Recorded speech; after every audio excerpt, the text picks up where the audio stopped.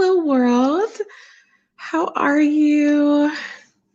Happy Saturday. I hope everyone is doing well out there. I'm just going to say hello and get started for another very exciting episode. So I am just testing a few things to make sure that everything is ready. And yes.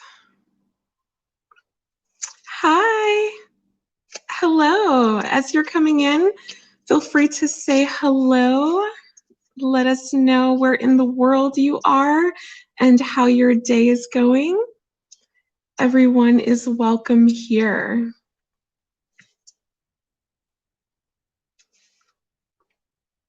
Hi. I see a few people in the chat. So you all know how I am. I like to go ahead and get started. Your time is super valuable to me, and so I want to make use of every minute. Hi, Beryl. Hello from Jacksonville, Florida. Florida in the house. Okay. I bet you're enjoying that good weather down there, Beryl. Nice. Hi, I see people coming into the chat. Happy Saturday. I am your host. This is going to be an awesome episode of the African Diaspora Digest, and we are going to be covering the latest topics that are impacting the diaspora. All right, we've got Miami in the house, we've got Jacksonville in the house, Florida, what's going on? It looks like the Sunshine State is where it's at. Welcome to Miami. Bienvenido a Miami. Okay, I remember that. You all know that I love to greet you, and so I normally run through a few greetings that I know, but I've added some to the list. And if you would like to greet me in your language, in your dialect, please feel free to drop that in the chat. So with that said, hello, hola, bonjour, bonsoir, assalamu alaikum, tadiyas, makie, jambo, lumelang, bawo, muraho, nangadev, sawubona, oliotia. Texas in the house. Hi, Texas. Everything is bigger in Texas, or so they say. We've got Texas in the house. We've got the UK in the house by way of Gambia. Assalamu alaikum. So good to see all of you. We have got 3 stories that we're going to discuss this evening, and then we will definitely have a Q&A session, an open floor session for anyone who wants to come on the panel and discuss. Sawubona. Hi. Yes. Okay. Sawubona. Bawone. Hi. All right, so tonight we are going to be discussing land raffle hustles, King Obatunda and the Uganda Riots, and Macron versus Africa. So let's dive right in. I have been peeking in the YouTube streets, and I see that there are a lot of land raffles that are happening currently. If you've been seeing the land raffles, I want you to put an L in the chat for me and let me know if you've been seeing land raffling going on in these YouTube streets. It seems like every time I turn on another channel, someone has a raffle for a plot of land. Everybody wants to give away land these days. And that got me thinking, that's interesting. Land is very valuable. Land is a marker of wealth all over the world.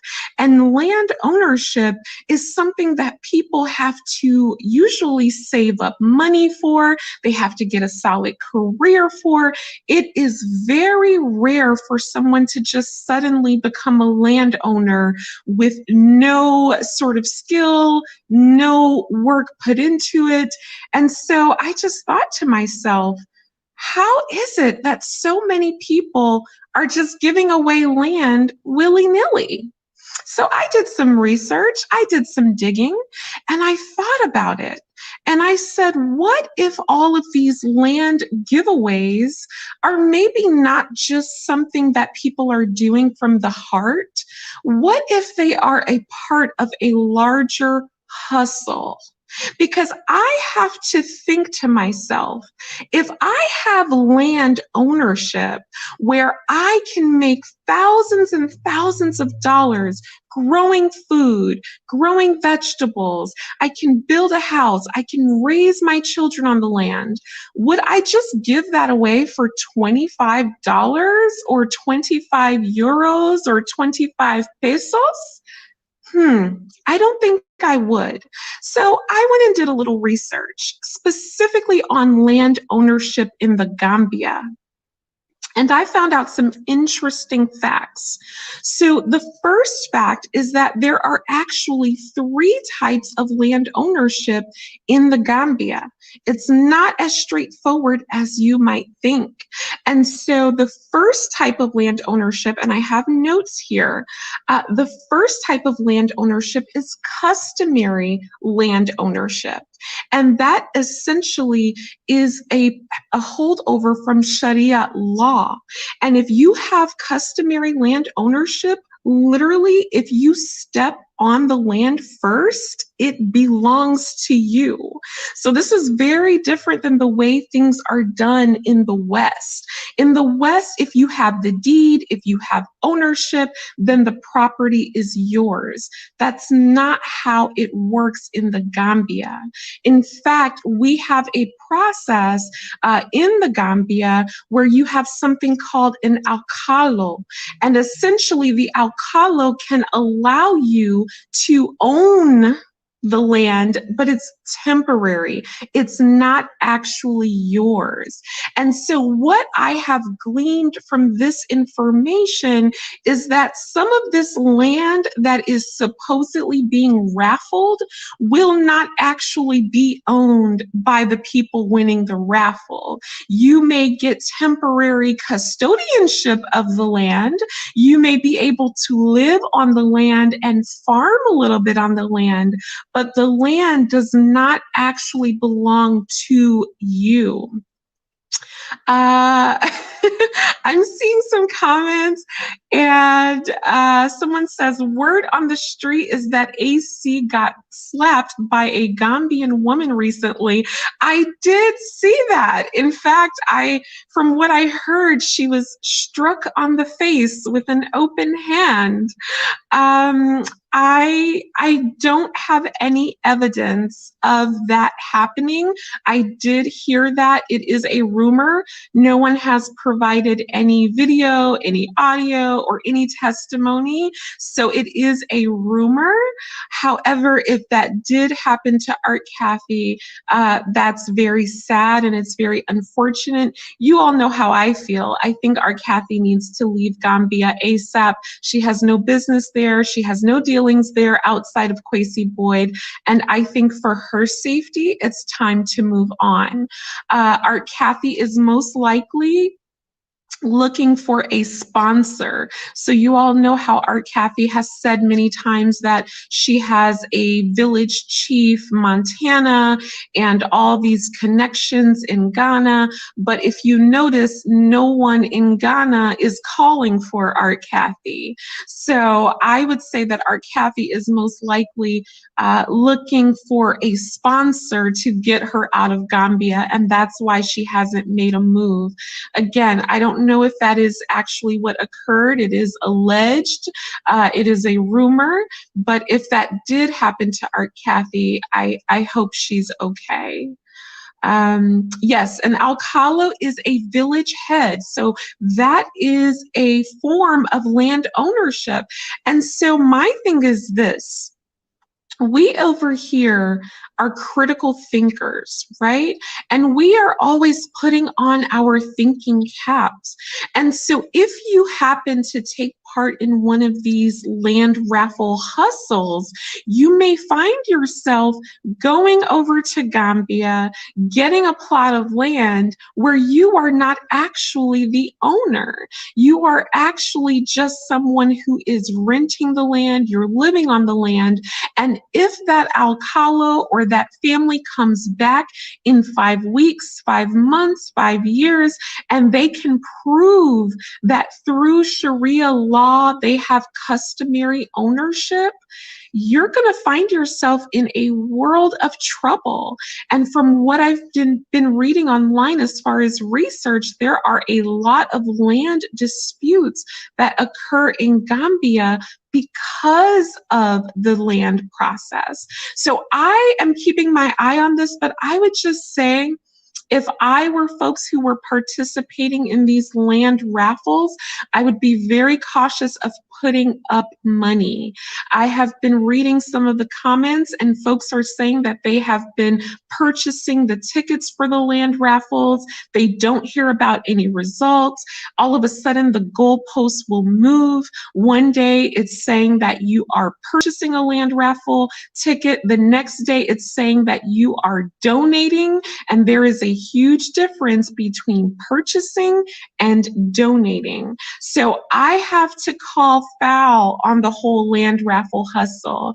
And I am very suspicious of anyone giving away 20 by 20 plots of land for $25, 25 euros, or 25 pesos.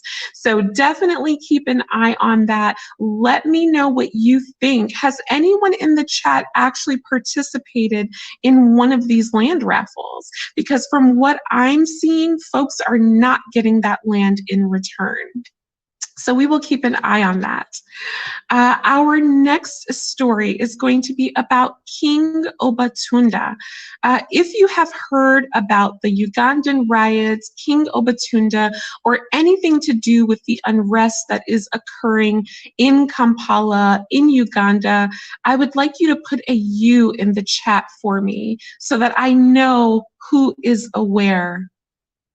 Hi to everyone coming into the chat. Hi, welcome. Everyone is welcome here. Yes, this is a very good comment. So one piece of land can be sold to 2 or more people. So be careful. That is very true. We've gone over land ownership in the Gambia and how there is customary land ownership by an alcalde. And so a lot of these people that believe they are purchasing land or they are involved in a land raffle are actually getting hustled, because once the alcalde comes back, guess what? They've got to get off that land. Hi, all right, we've got some folks in here. You, because you are Ugandan. Hi, how are you? Welcome.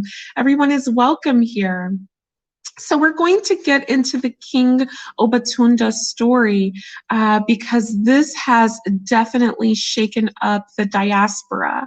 So if you aren't aware, King Obatunda is a Black American male who moved to Uganda for a better life. So he went to Uganda, he's there to relax and have a good time and marry all the beautiful African women, and it's just going to be a party. He's going to leave behind the issues in the Black American community, and he's going to have an entirely new life, right?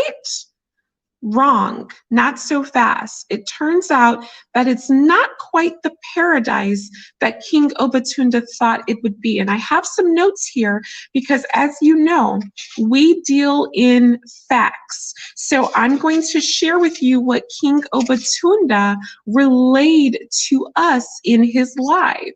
So here's what we know about the Ugandan riots. So from the police, we know that there are 28 confirmed dead.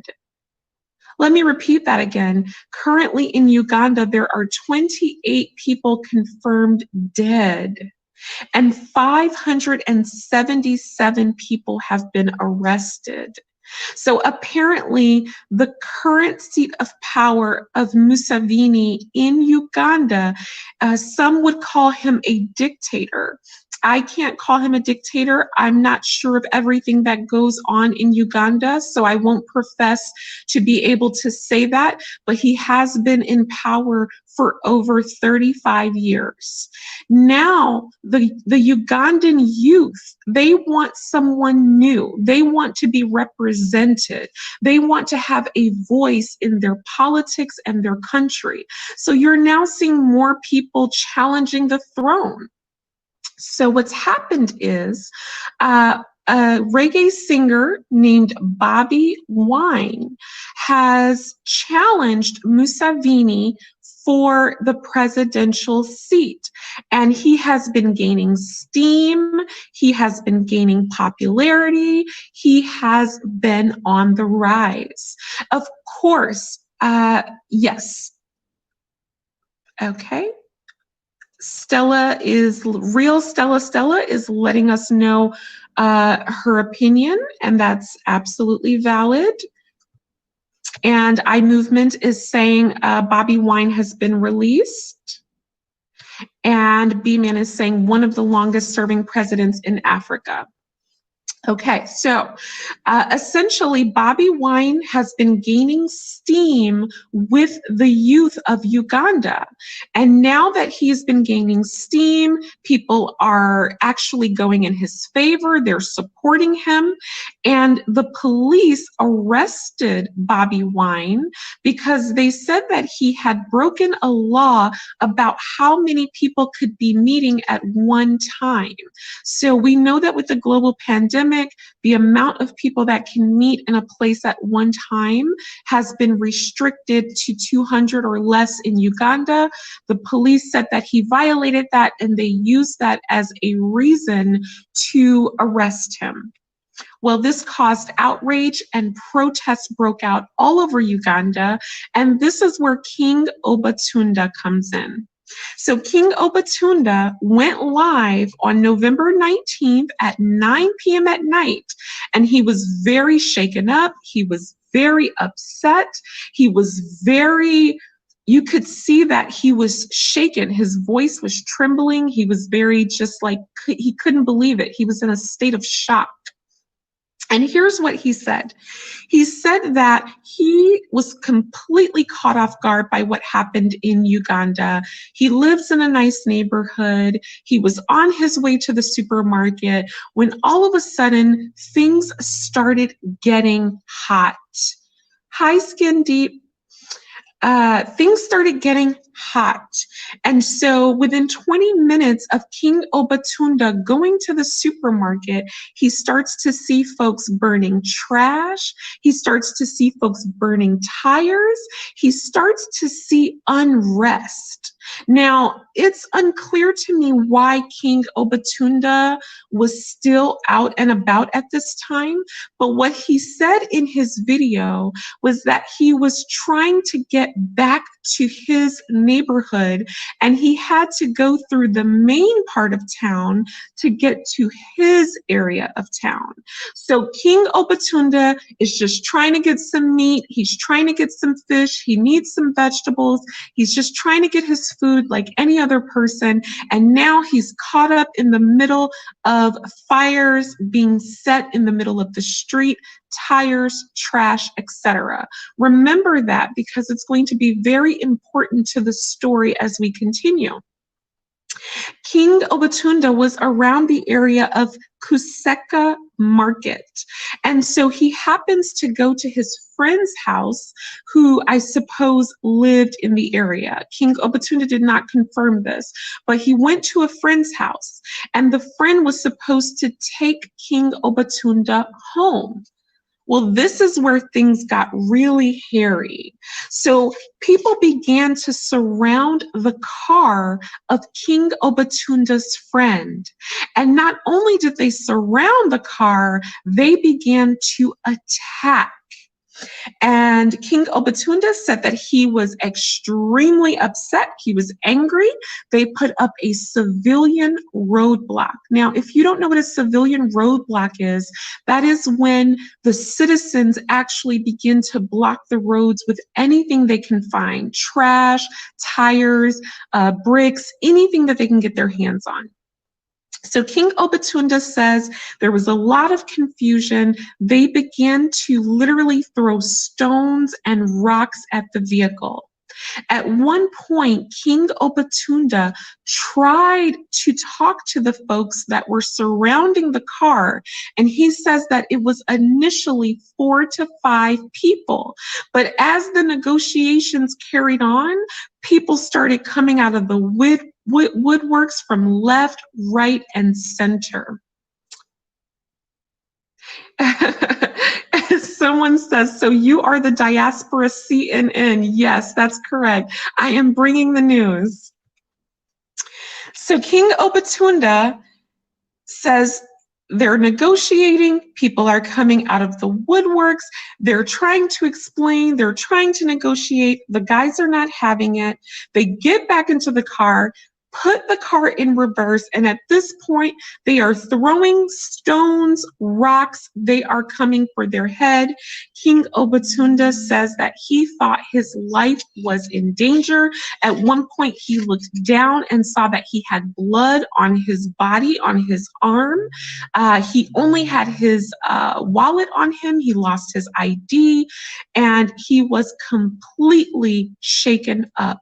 Now, I want to know what you think about what has happened with King Obatunda. He went out of his way to state that he does not get political on his channel, that he is not at all involved in politics. And what I'm going to do is share with you my thoughts on the King Obatunda situation. First off, I want to say I extend my deepest sympathy to King Obatunda, because it is not at all easy to be in a foreign country and to be caught up in a situation where you don't know what's going on. King Obatunda is there as an American. He's there to have a good time, to have a stable life, to build his family, and to go forward in his life. And all of a sudden, he is getting a taste of Africa that he could never have imagined. So let's start there. I empathize with King Obatunda, and I hope that he is in a better place now. You could see in the video that he was saying, you know, mama, email me, family, call me, because at some point he said that they were shutting down, the government was shutting down cell phone networks so that people could not even make a phone call. So this was really scared. Has anyone heard from King O since the arm incident? I have not personally seen anything from him, so I wouldn't know. But I empathize with King Obatunda. Now, that said, here are some thoughts that I had as a critical thinker. King Obatunda really personifies, in my opinion, the Black American idea that going to Africa is going to be a fantasy. It's going to be a nonstop party. You're just going to have paradise every day. It's just going to be a fiesta until reality hits. And when reality hits, now you have to deal with the reality of what it's like to live in a country where there may be political unrest, where there may be civil unrest. And so my question to the chat is, are Black Americans using Africa as a fantasy to escape from the issues in the Black American community? Because what I'm seeing is that some of us will go anywhere in the world to get away from our community, rather than fixing the issues that we have. So, for example, I see our people going to Sosua in Dominican Republic. I see our people going to Cuba. I see our people going to Uganda. I see our people going to Gambia. Anything to run away from the reality of the communities that we have right here in the West that need fixing. So my question is, can you really run away from you? Can you really run away from your own community and expect to be treated better in another community? Because that's what I'm wanting to understand. Okay, 1 second. All right, thank you. Back to the topic. I'm wanting to understand, how does this look to the rest of the world when you constantly have these big, grown, 6-foot men that are running away from their own communities, running into other people's economies, running to other people's countries, picking up women in these countries, thinking that it's all about partying and yum all the time? And then when they run into reality, all of a sudden it's, mama, call me. Mama, come save me. Mama, email me. Mama, mama, mama.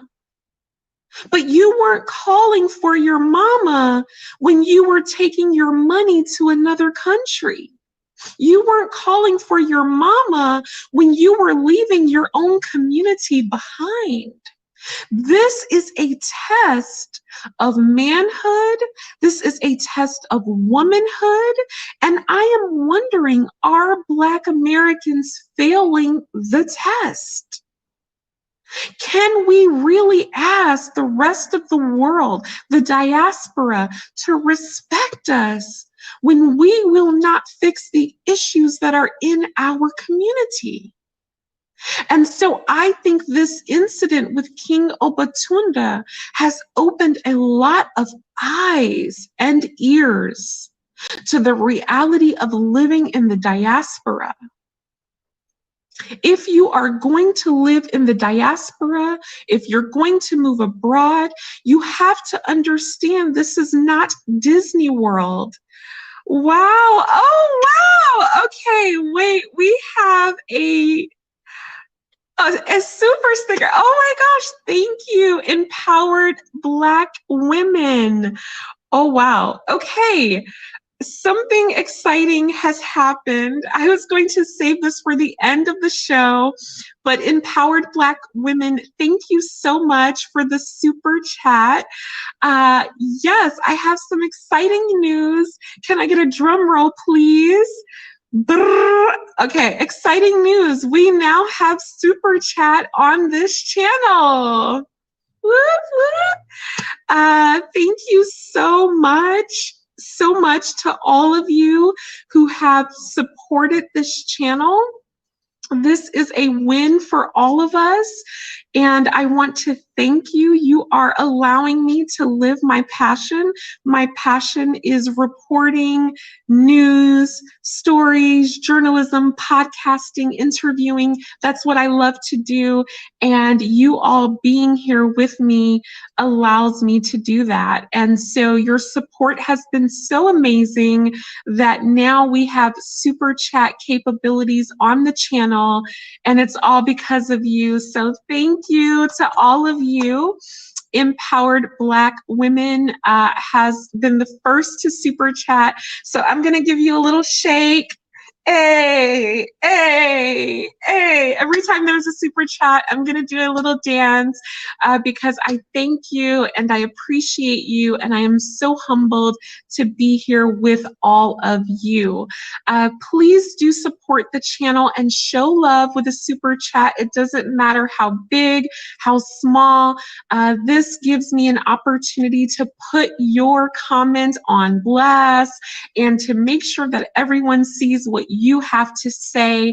It also shows how valuable you are to this channel. So definitely super chat. Every time there's a super chat, I'm going to do a little dance or a little shake or a little clap because I appreciate you all.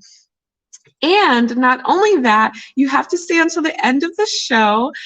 There is going to be an exciting giveaway. So I not only want you to support me, but I want to actually show love and give back to you all as well.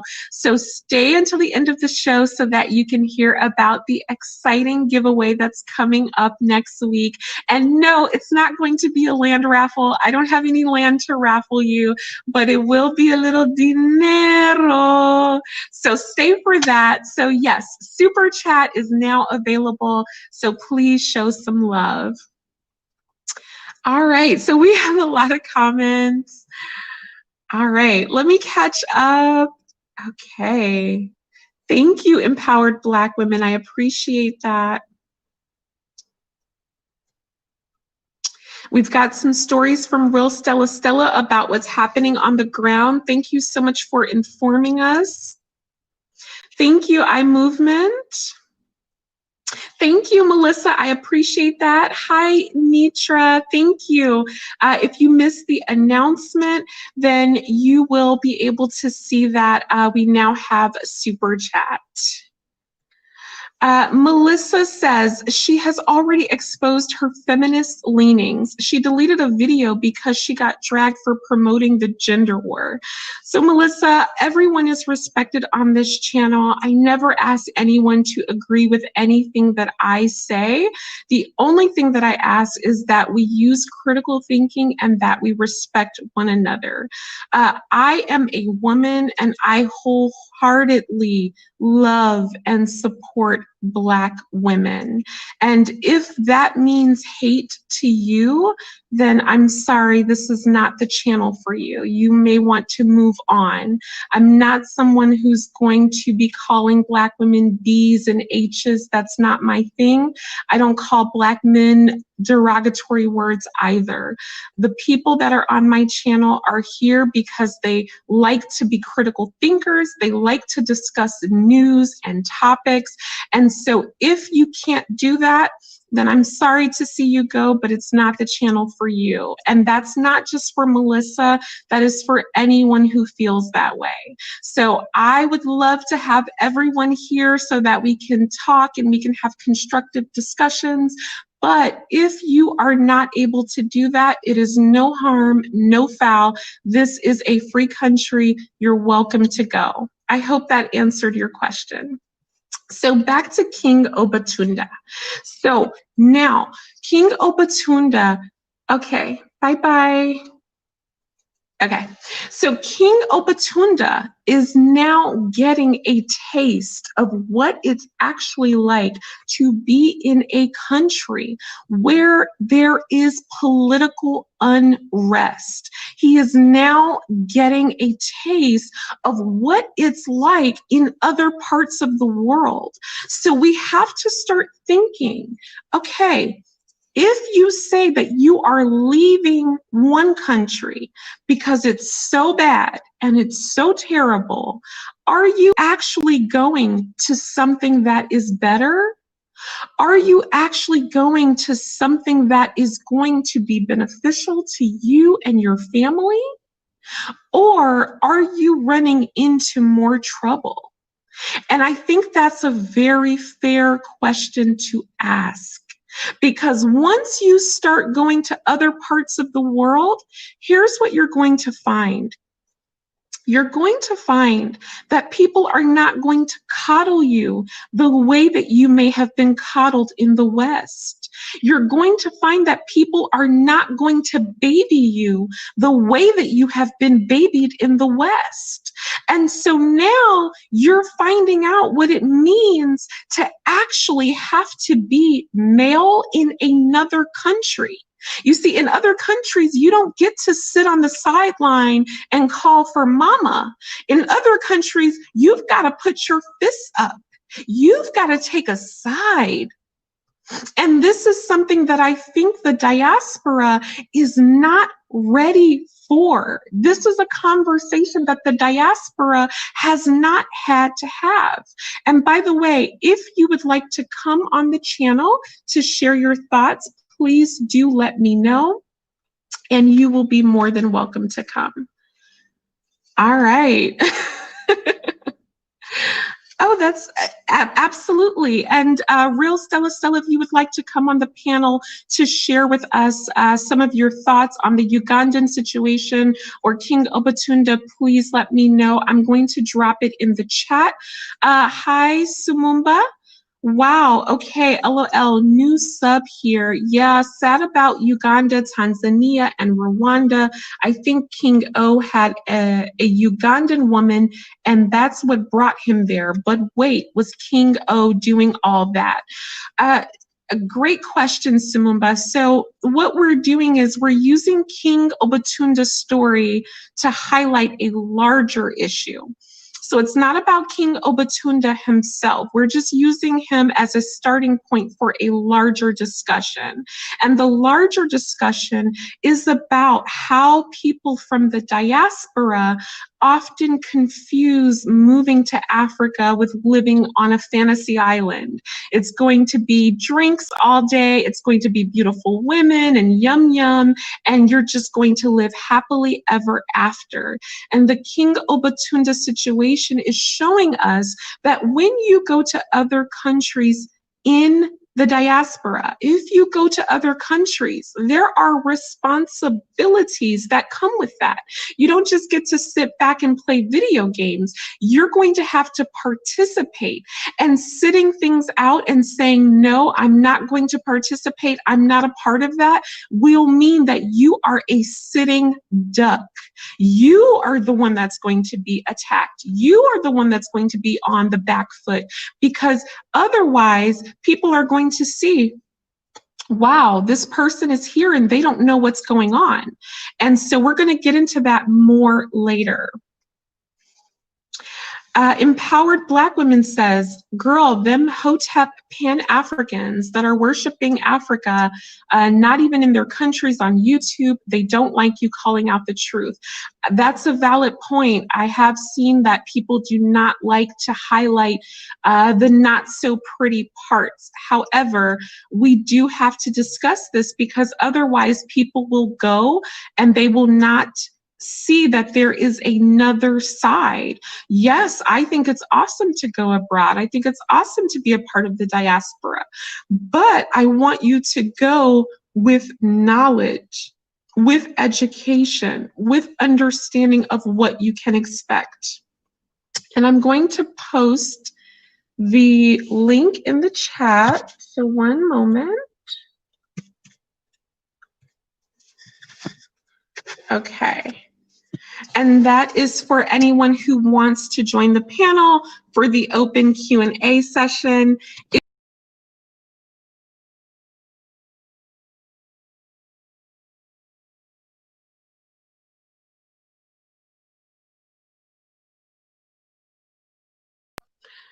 Okay, there we go. So if you are just joining us, exciting news for the channel. We now have Super Chat. So definitely please show love and support for the channel. Super Chat allows you to have your comment shown to everyone. Your comment is guaranteed to be read on air. It allows me to engage with you, and no matter how big or how small, all Super Chats are greatly appreciated. And every time you super chat, I will do something to show you my appreciation, like a little shake or a little clap. It is really a fun way for me to engage with you. It is because of all of your support that I have Super Chat now. So thank you so much. And let me get back to the chat. Okay, absolutely, Real Stella. Thank you. I appreciate you watching. Okay, and that is the link if you want to get on the panel.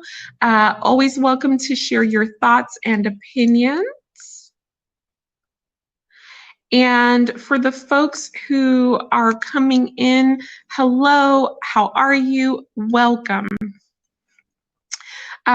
You need friends and or family on the continent to know. Samumba, yes, you're more than welcome. I know you're a new subby, so you're more than welcome to come on the panel with me for a few minutes if you're at work, and that's totally fine. Very valid point, Wendy. It might be a shoulder shake or it might be a clap or whatever we decide, but either way, super chat is just an awesome way for us to engage. Great question. Hi, Flosens. Hi. So if you are just joining us, we are discussing 3 stories that we've gone through. The first was about the land raffle hustle, where I discussed this new wave of folks that are telling you you can own land in Gambia for just $25. And I basically revealed how that is often not the truth. Gambia has a 3-tier ownership system for land. And the primary way of owning land in Gambia is through something called customary land ownership. And this is a holdover of a traditional practice. We have a guest. All right, let's see. Mumba, Sorry. Hey, how you doing? How are you? Welcome to the channel. Hello. Hey, nice to be here. I'm in New York City right now. Oh, that's awesome. What borough? I live in the Bronx. I'm actually working in like Lower Manhattan, Lower East Side. I do food delivery for now, just a side hustle, kind of like Uber Eats or whatnot. Okay. So I can get to the super chat level like you. I only have like 700 subs right now. But okay. All right. So we've got, you said you are in the Bronx? Uh-oh. Oh, you're back. So you said you're in the Bronx? Yeah, I live in the Bronx. I'm gonna put on my I have what do you call these things? So I can get the internet better. Yeah, I live in the Bronx and I work basically in Manhattan. I do food delivery, like Uber Eats. Oh, okay, got you. Well, welcome. We're glad to have the Bronx in the house. You have 5 minutes to share your thoughts on any of the topics that we discussed. You are a little bit low. Are you able to speak louder or raise your volume? Okay. Is this better? Yeah. Okay. All right. Yeah, I guess what brought me in, I'm a new sub to King, how do you say his name? King O in Uganda. Yeah. And I was just, watching his videos, and I know there's beautiful women, as I mentioned in the chat, in Uganda. And he had a beautiful woman, and then I found out they broke up, and as I'm watching, then he had a tooth that was taken out, and then the latest video, as you saw, was the riot. And he wasn't just caught in the middle. He got like injured, physically injured. Yeah, and he was just in the Uber or something, and he was lucky to make it inside of his gate. So I don't know what he does there. I know that he makes money, super chat and PayPal and all that other stuff. But yeah, you guys never really struck me as stable. I know that the economy is decent there. I know there's opportunities there, but I thought of more like Rwanda, Tanzania, places like that would be more stable. He strikes me as a pretty honest guy and a pretty decent guy. But as you mentioned, and I said all this in the chat as well, but you need friends or family on the continent. You know, I love Africa. I want to live there one day, but I know the realities about the electricity and some of the roads and the language barriers, and some of the infrastructure issues and stuff like that. We don't face police brutality like they do over there, I guess, or racism. But you still have a lot of difficulties. So you're absolutely correct. You can't go over there with this mentality that everything is going to be a bed of roses. And I learned this first. I don't know if you're familiar with this channel, Native Born. There's a channel called Native Born. They went over to Ghana. Anyway, their business didn't really make it, and so they kind of had to come back. And I learned from that if you're going to go over there, you need to have really good money, residual income, and you need to be realistic about what the continent is and where it's at. It's different in different places. But I guess what brought me to your channel initially, I think you made comments about our Kathy and Quasi Boyd, and then I was a guest on the Unapologetic Negro PN, I think. Oh, and excuse me, let me stop you. So, in the interest of that's how I found you. Just let you know. Okay, one second. Okay. Let me stop you. In the interest of, okay. I muted the gentleman for now because there's a lot of noise coming from the background. So just so that everyone can hear me, in the interest of respect and just being the critical thinkers that we are, we will not mention certain things on this channel. And so like mentioning certain people and using this channel to call them out, I don't do that. I'm here to report news and stories specifically for people that have put themselves out there.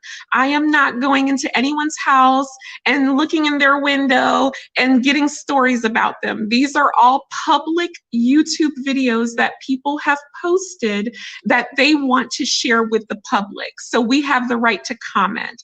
But as far as mentioning specific people that are not a topic and did not share a story, we're not going to do that.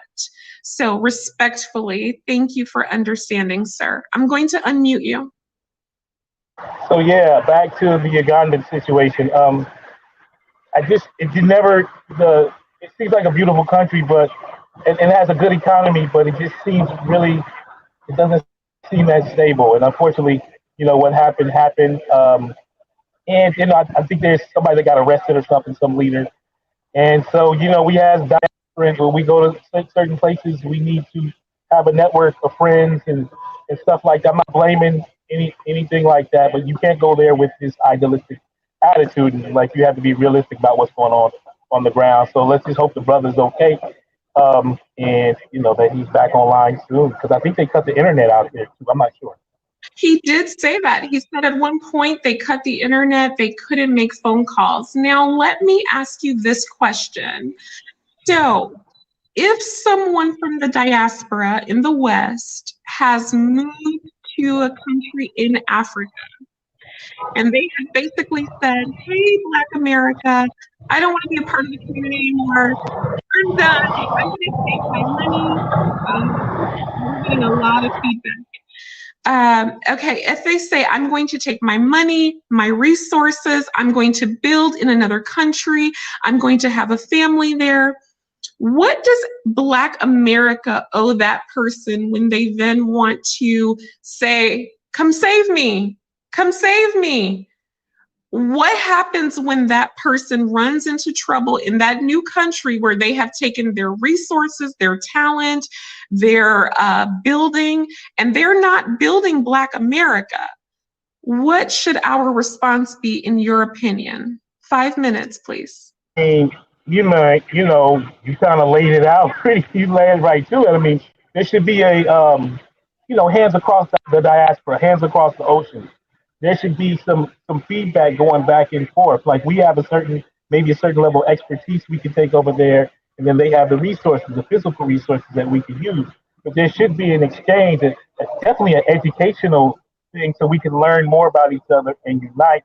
But I hate to say it, but as people, Africans in America, Black Americans, we don't really owe them anything if they've already just said, you know what I'm saying? We're just going to super chat, or we're just going to raise funds, or we're just going to make our money here and not give back. I think you should be giving back at the very least, be giving back knowledge, be giving back resources and stuff like that. You know, maybe a business and cultural exchange should be happening so we can have a better understanding of why we're here and why they're there, and and things of that nature. But if they make that stance, they got to live with it. And unfortunately, I see a lot of people that are doing exactly that. And they're giving this false impression that you can just go to Africa and everything is going to be okay, and they don't have to give back, and that's really unfortunate.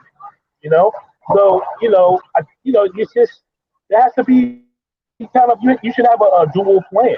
Because both places or throughout the diaspora, we all have something to give back to Africa, and vice versa. So I think there should be a sharing at the very least of knowledge. Also, find your DNA, find your family, try to find exactly where you're from in Africa, and then try to connect with that village or that city or that country or whatnot. So, it should be an exchange, definitely. Okay, wow. Well, thank you. I'm going No to let problem. you go now. Okay, But do you for me. want to say, would you like to say anything to the people before you sign off? Yeah, I wanted to just tell them I have a channel, but they don't. They can just tap my name or whatever. I don't know if you allow that or not. But Yeah. okay. Well, anyway, I'm Samumba Sabukwe, Mr. Samumba. You can just type that in and find me. I'm trying to get to your level, and just report the news as you said. And it seems like you're helping a lot of people, and I really thank you for putting that out there. Critical thinking is what is needed, especially for our young people in these times. So, so that's what I wanted to say. Thank you so much for what you're doing. Keeping reporting the news, and I love you. And everybody, let's pray for King O and everybody that's over there that's struggling. Thank you so much. I appreciate that. Okay, Have a wonderful rest of your night. you too. Bye bye. Bye. All right. Well, that was awesome. Thank you so much. That was a new subby who has come on and shared his thoughts on the situation. If you would like to share your thoughts as well, you can definitely come on the panel. All are welcome. You can discuss any of the topics that we have. And I think that the panelists made a very good point, which is that there needs to be a two-way exchange. And for those who have a different perspective, you are free to come on as well. I see that Mark Brown has made, several comments. Mark, if you'd like to come on the panel and share your thoughts with us and explain them in more detail, I'd be happy to have you. I've dropped the link in the chat, so feel free. And Patricia says, Uganda has been stable for 30 years, led by a Pan-Africanist, Museveni. He's now I'm not going to say that word. Now Bobby Wine is what the young people desire. Bobby would not be as stable as Museveni. Interesting. So Patricia has a different take on things, and I absolutely respect that. There are multiple sides of the coin here. And if anyone would like to come on, and especially if you are Ugandan, if you are familiar with the situation, let us know what's happening on the ground and your thoughts. Everyone is respected here. So thank you for sharing, Patricia. Flosins, yes, we did hear that as well. We talked about that a little bit earlier. We've heard that Art Cathy allegedly received a slap on the face with an open hand. And if that's true, I feel that it's a sign, a very clear one, that Art Cathy needs to leave Gambia. In fact, I have been one of the people that really thinks that Art Cathy should have left Gambia long ago. Without Kwesi Boyd there to protect her, there is really no business that she has being in Gambia. You're welcome, Patricia. You're welcome. If you'd like to come on the panel, Patricia, definitely feel free. I'd love to hear more of your perspective. Real Stella has a different opinion on this. Skin Deep says you have to stand on your own. AJ, I'm not.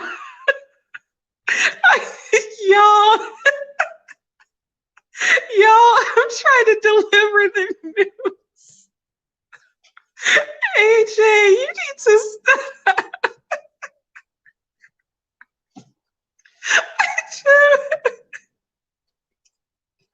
Okay, all right. Oh my God.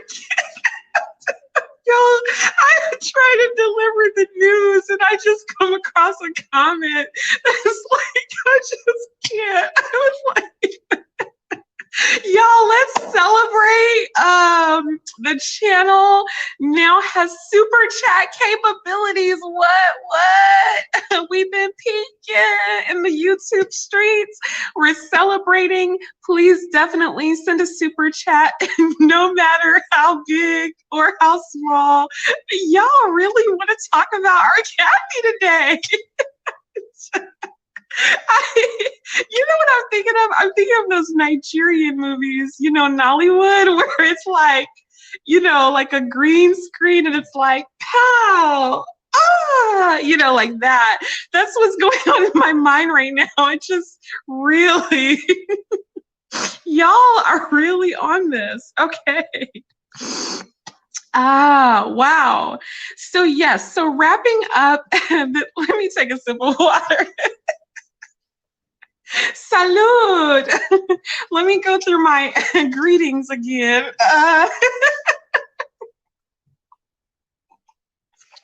I'm sipping my tea. Okay. All right. Woo, ADOS. I actually put the call out for you, ADOS, to come on the panel. I would like to hear more about the ADOS movement, and I think the audience would also benefit from hearing. So if you are open to coming on the panel to explain why you are ADOS and what that means, that would be amazing. Okay. Samagus says, try not to give Black Americans the middle finger on your way out. That's always been unnecessary and crazy. You never know when you might need support from your folks. Woo! I got a super chat. Hey! Hey! Patricia! Okay, Patricia Rambert has sent a $2 super chat. Go, go, go, go. Oh, Patricia, thank you so much for showing love. Patricia is in the house and she's letting us know that she supports the channel, and I appreciate that, Patricia. You have a voice here. Everyone has a voice here, and no matter if you agree with me or not, you are respected here. Everyone has a voice on this channel. So Patricia, I'm gonna do a little shoulder. Hey, hey, hey. Thank you. And if you want to be like Patricia, please definitely show some love to the channel by sending your super chat. If you have a specific question that you would like me to answer or a topic, definitely super chat it and we will get into some things, okay? So yes. Thank you, ADOS. I see that you're writing it in the comments, but honestly, it'd be good to have you on the panel so that we can ask questions and hear you talk about it. So if you can't, no problem, but just saying that that would be really educational. All right, so back to our story, wrapping up King Obatunda. So this is my point, and it's not about hating anyone. Folks, as you can see, I don't have hate in my heart for anyone. My heart goes out to King Obatunda and anyone impacted by violence, by protest, by uprising.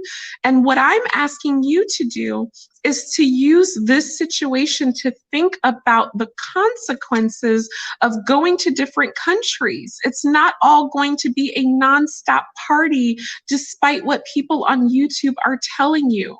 It's not going to be nonstop women feeding you grapes all day. It's not going to be nonstop sleeping in bed and playing the PlayStation and living out your fantasy. There are responsibilities that come with living in other countries. There is a level of manhood that we don't see in the West. Let's be real. We don't see in the West the requirement to fight, the way that we see it in other countries. So when you hop and skip, okay, so when you run, just make sure that you're ready for the consequences. And if we don't talk about those consequences, who's to say the next person that goes abroad won't run into something even worse? We have a duty to educate and to talk about the real topics. I'm gonna go ahead and let you go. All right, bye. So so we have a duty to educate about what the reality is on the ground. And one thing that I heard King Obatunda say that stuck out to me on his live stream is he said he does not watch TV. And that really stood out to me because I have heard that in a lot of diaspora spaces that watching TV is bad.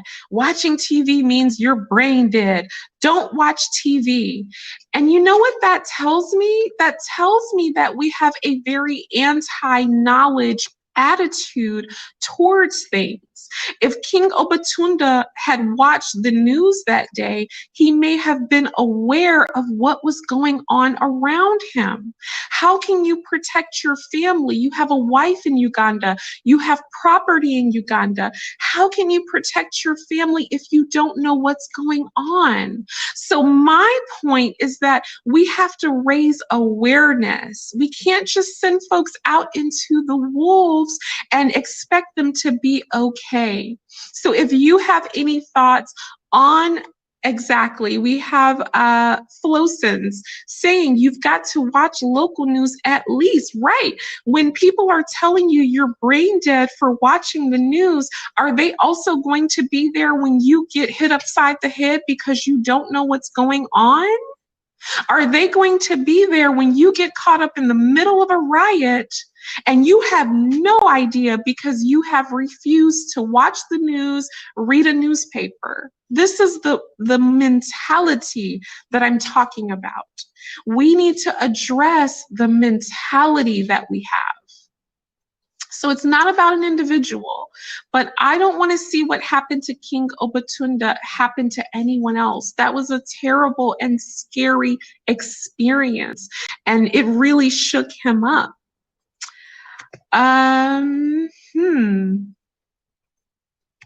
Oh, we've got a lot of comments. Hi, we've got a lot of people in the chat. As you're coming in, say hello. Say bawo, nangadef, bonjour, bonsoir, hola. Come in, say hello. Everyone is welcome here. Wow, okay. What doesn't make sense? Let us know. Patricia Rambert says, I guess I missed it. What happened to King Obatunda? King Obatunda got caught up in the riots in Uganda. They are currently rioting due to the political situation, and he got caught up in it. His vehicle with his friend was stoned. He was in the middle of a civilian roadblock where tires were being burned, trash was being burned. It was a very terrifying situation, and you can find the full live stream on his channel. All right, now we are going to move to the last topic of the evening. And let me just post. If you want to come on and share your perspective, if you want to do Q&A, feel free. The link is in the chat. So our last story is about Emmanuel Macron versus Africa.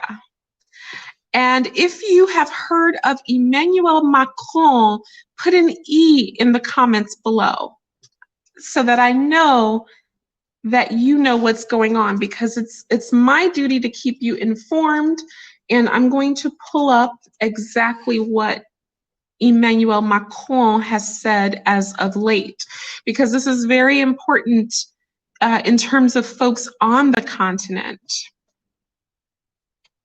So if you are aware, Emmanuel Macron is the president of France. All right, American girl, we've got some E's, Flosins. Valid point. Very valid point. That's exactly what we're discussing. If you'd like to come on the panel, MBM, and share your thoughts and perspective, you're more than welcome. Absolutely. American Girl, E. Okay, so we've got a lot of folks that know Emmanuel Macron. He is the president of France. And you know that Africa has had a long history of colonialism with France. In fact, French is like the second most spoken language on the continent. I mean, just think about it. Cameroon, Côte d'Ivoire, Mali, Senegal, so many countries speak French, and that is a legacy of French colonialism. And we often talk about the transatlantic slave trade, but we don't talk about colonialism quite as much and what Africans on the continent endured. Okay, all right, we've got some French speakers in the house, so I'm going to read what Macron has said in French, and then I will give you a very loose translation in English because I speak beginner French. So Macron on his Facebook page yesterday says, La France a une part d'Afrique en elle. Nos destins sont liés. Nous agissons ensemble. Restitution du patrimoine africain, fin du franc CFA, lutte contre le terrorisme. J'ai répondu aux questions de Jeune Afrique. So essentially, Macron has gone on his Facebook page and said that the destiny of France and Africa are united. And in so many words, he is saying that Africa, the continent, will never be able to separate from France. And a lot of young Africans responded on his page because they were extremely highly offended and upset by what Macron said. Because essentially, Macron on one side is saying that Africa owns its own future and he's going to return the artifacts and he's going to allow them to have their own money and things of that nature. Macron is always sticking his foot in his mouth in regards to Africa. Wow, okay.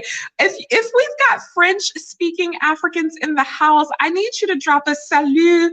I need you to drop a bisou. I need you to say bonjour, bonsoir, wherever you are, because we know that France has been all over Africa. So we need to know what our French-speaking brothers and sisters think about this.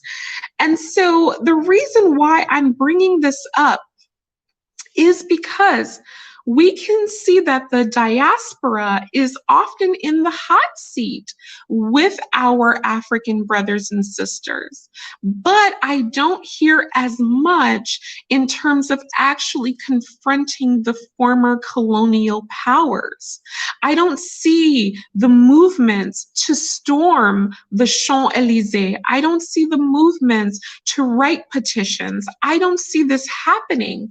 And so my question is it time for Africa to show France that their destiny are in fact not united? Or is Macron correct?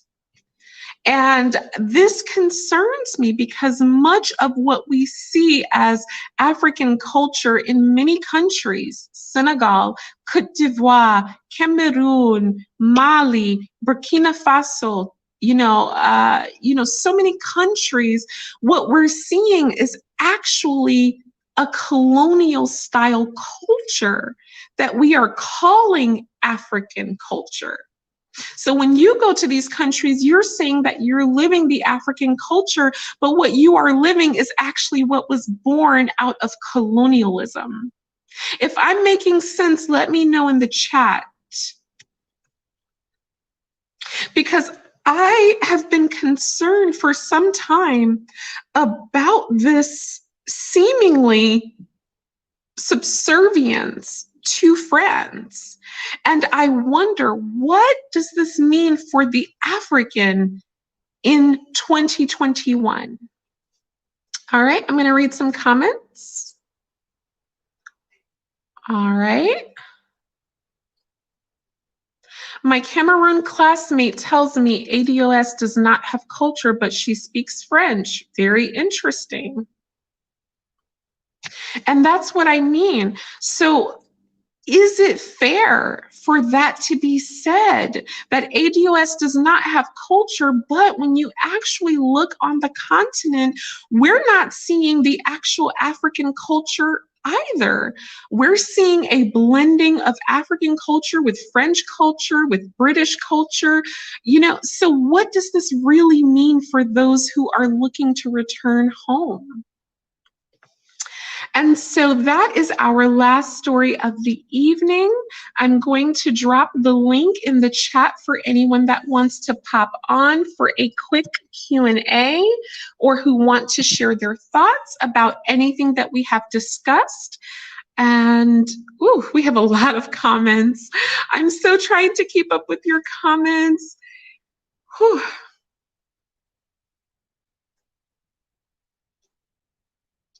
Very true. Yandrea Daniels says, child, the whole world practices ADOS culture. LOL, that's very true. That's a really solid point. Our culture has gone worldwide, and then we are told that we don't have culture, which is really interesting. Hi, Injema. Thank you for watching. All right. So if there are any questions, let me know. If there are any folks who want to join the panel, let me know. And then we will go ahead and announce the giveaway. I'm so excited. And if you are just joining us, hello. Bawo, welcome. Nangadev, hello to everyone. We now have Super Chat on the channel.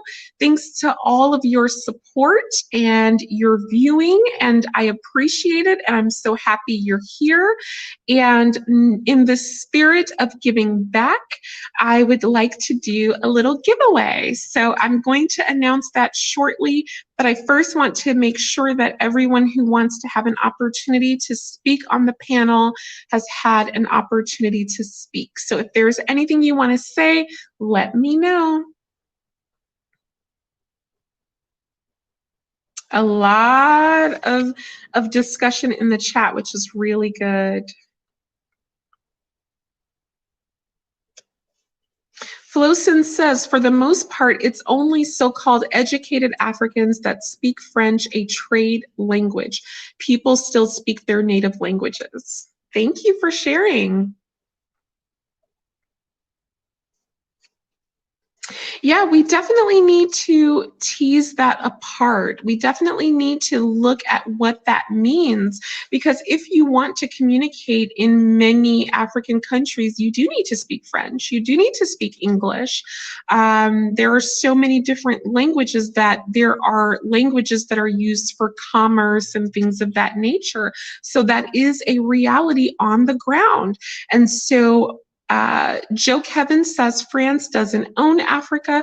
African people do and have to decide their destiny. Powerful. Normal says, I think anyone should be able to relocate anywhere in the diaspora, but the move to these countries, thinking those people are, that, and we are that. Okay, gotcha. Okay. All right, so I am going to go ahead. I don't see anyone that wants to come on the panel right now, so it looks like we are going to go ahead and get into the announcement, which I'm so excited. Come on, put your hands up in the chat if you are excited for this announcement. It is a giveaway to share the love that I have received from you all on this channel. So can I see some emojis, some likes, and some love as I get ready to announce this giveaway?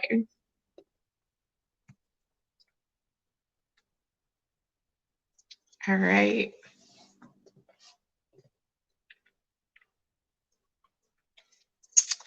Yeah, people definitely like the culture. That doesn't mean they always like the people attached to the culture. Very true.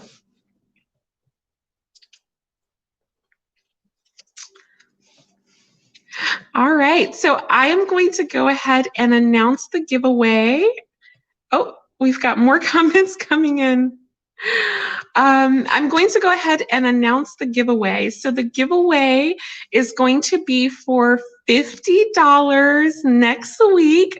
It's going to be via Cash App. So you have to have Cash App in order to receive the prize because I have Cash App. So no PayPal or Western Union for now. Hopefully in the future. But for those who are around for the announcement, I'm going to be giving away $50 as a prize for all the love that I have received on the channel.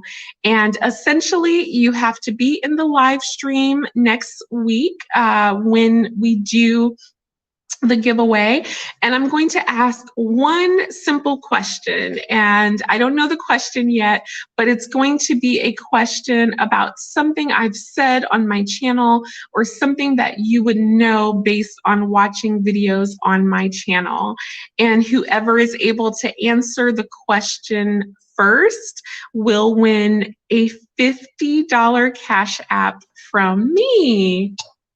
So yeah, I definitely want to give back. It's that time of year. Thanksgiving is coming up.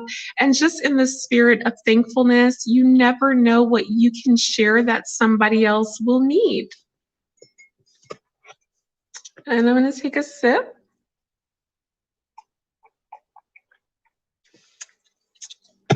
Woo! I see those hands up. Thank you. Yes, so I will be giving away $50 as a Cash App prize next week. I will be going live, and essentially I'm just going to ask one question. It will be something I've said on my channel, something that, you know, has to do with my videos, something like that, that will let me know you have been watching and, you know, taking in the content. Just one question, and I will Cash App you $50 on air just to say thank you for supporting this channel. And that's it. Those are your stories for the evening. Does anyone have anything else we should discuss? Any thoughts about any of the topics? And last call for anyone to share anything that they want before we wrap. So just to recap for those who are just joining, we have discussed the land raffle hustle. We've exposed how land ownership works in Gambia. We have discussed King Obatunda and the Ugandan riots and everything happening in Kampala.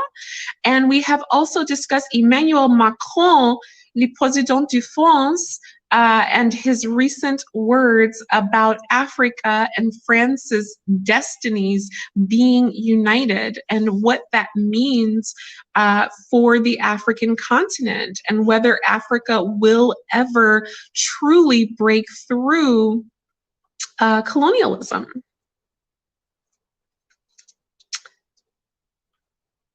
Wendy says, people copy the ADOS culture around the world, but are taught to despise AA without knowing their history and struggle. Very true. Okay. Can we discuss Ghana's Wakanda City of Return? I'm not too in the loop on that, but if you want to come on the panel and share, we can certainly discuss Flosins. Let me drop the link for you.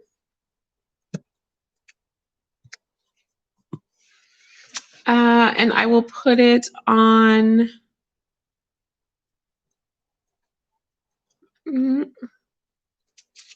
Okay. And I will put it up there for a minute. So if you want to share about the Wakanda City of Return in Ghana. I'm not in the loop on that. So if you'd like to come on and share, definitely we would love to hear about it. Someone says all skin folk are not kinfolk. For the next topic. Oh, okay, absolutely. I will definitely look into that.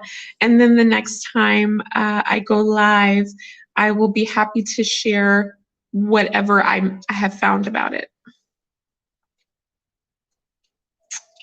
Nice. Is anyone excited for the giveaway for the $50 Cash App? And if you are just joining us, we now have Super Chat on this channel.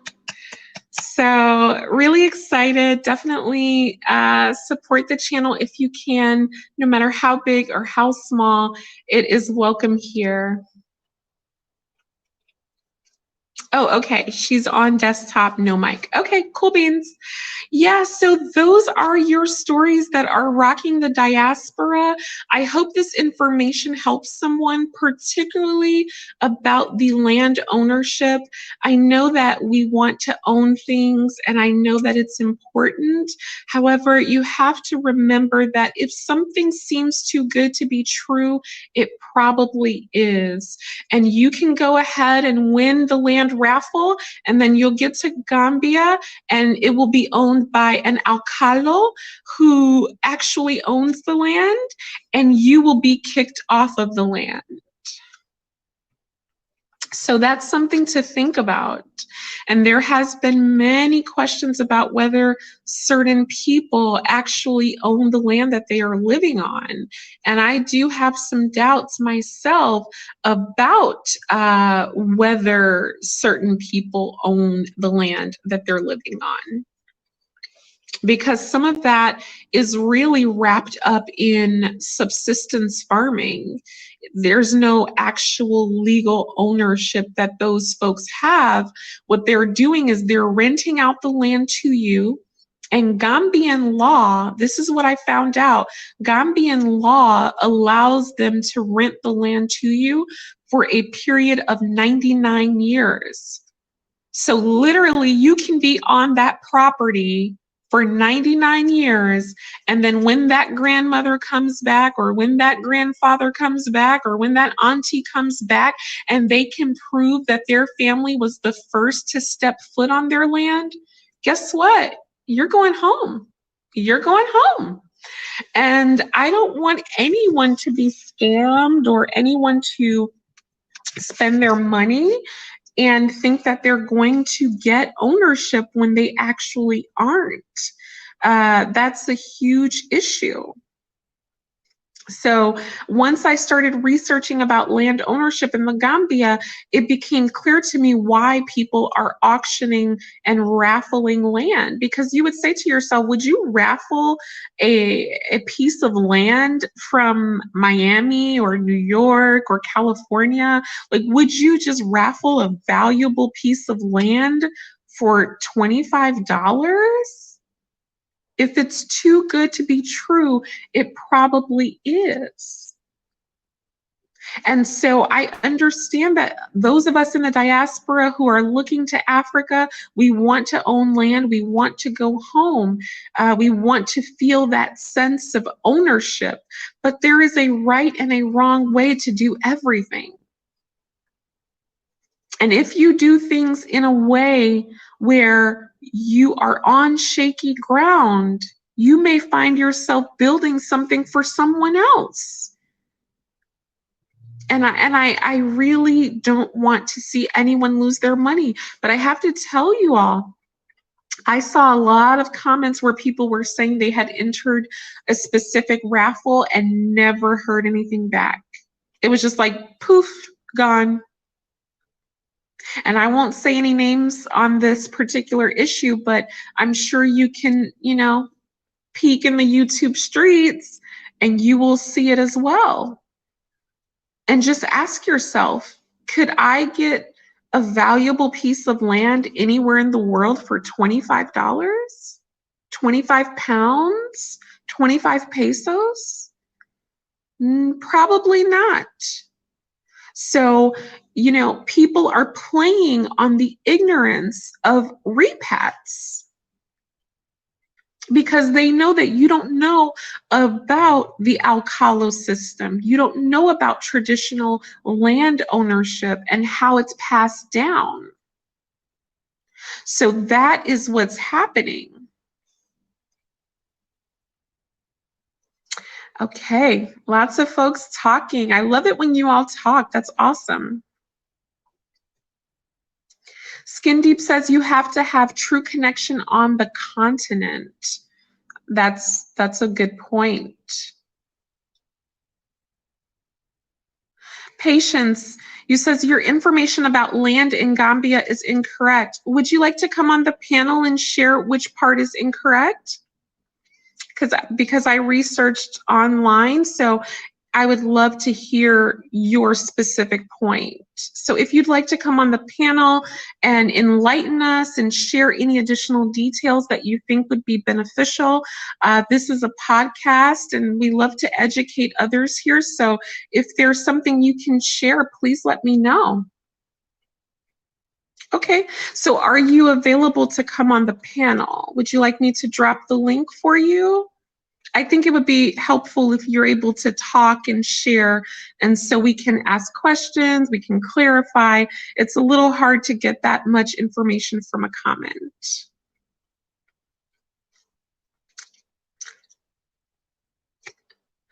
DJ, they said you can renew the lease for the land, not so. You can renew, however, what many people have found is when the Alcalo comes back, it often ties them up in court for years and years. Yeah, it's pretty rough. Raffles are for bingo halls, not getting land in Africa. Thank you, Patience. Hi, Blaze. Are you ready to come on the panel tonight, Blaze? Nangaref. I'm doing very well. Thank you, Blaze. David, hi. Assalamu alaikum. I've not seen you on the channel in a while, David. A lot of the regulars are coming in. We've got some night owls. Okay. Yes, Patience, please clarify on the panel.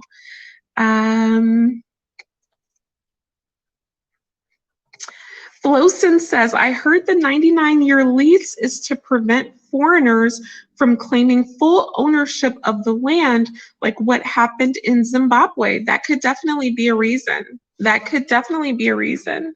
I wouldn't know all the reasons for it, but I definitely know that that is correct. That there is you can rent land to someone literally for 99 years, and then when the Alcalo comes back, they can claim ownership of their property.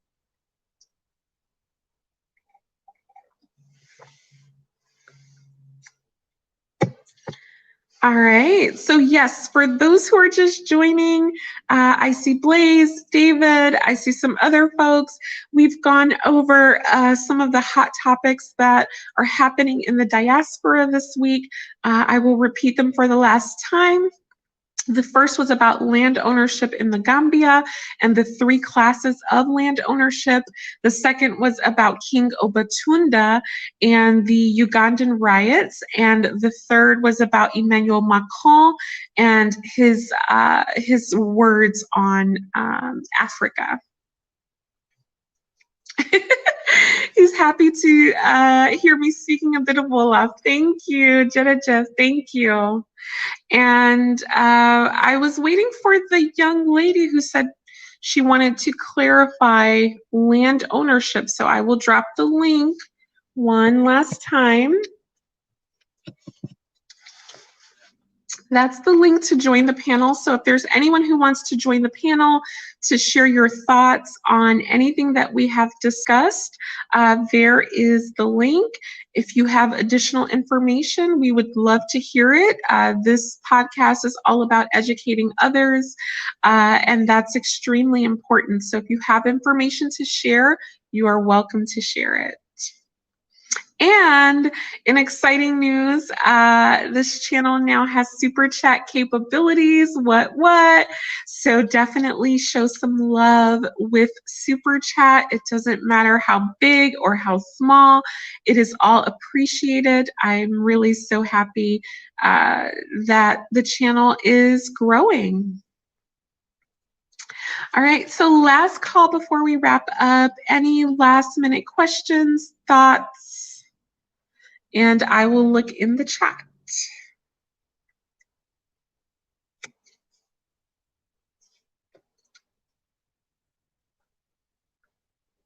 Okay. I'm just reading some of the comments.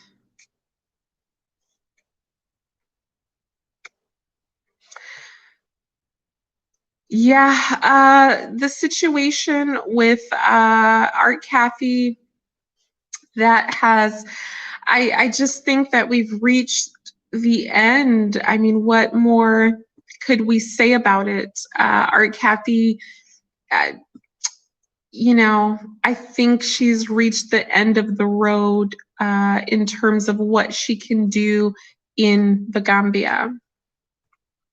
Yes, I'm planning to visit Africa when it is safe again. Of course, the pandemic has put a stop to all of our travel plans and things like that. But when it's safe again, I definitely want to visit Africa, and I want to stay for a month maybe and do a form of backpacking. So I want to go to several countries. But of course, just waiting to see how things develop and what happens with the pandemic. Great question. David says, what is the current topic of discussion? So we've discussed 3 things this evening: land ownership in the Gambia, the Alcalo system, and customary land ownership. So essentially, the land raffles that have been happening are usually not actually so that you can own land, and we've discussed that. And then we talked about King Obatunda and the Ugandan riots and the consequences of that. And our last topic was about Emmanuel Macron and his comments on the destiny of Africa. Go to South Africa. Yes, I definitely want to visit South Africa. South Africa seems just like lit all the time. It just seems like such a fun place. Blaze says, make sure you visit my country, LOL. Definitely want to visit. I'm not a farmer though, so I'm gonna have to build, like go to a place that's already built.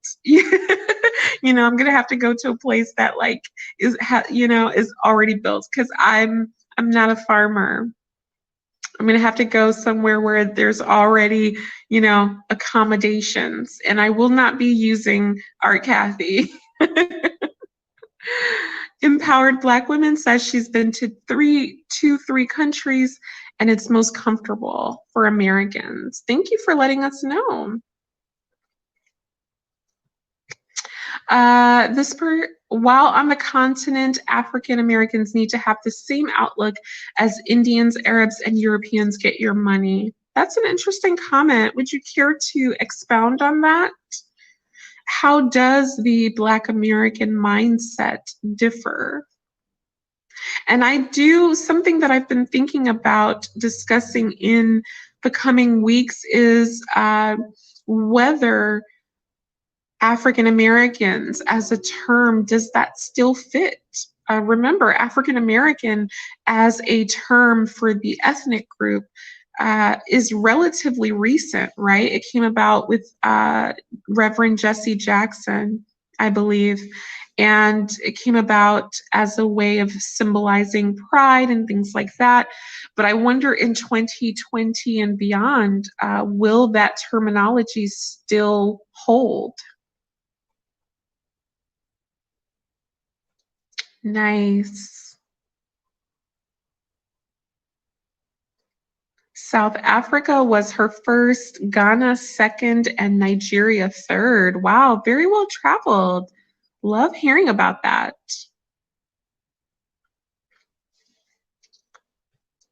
Patricia likes Rwanda and Zambia.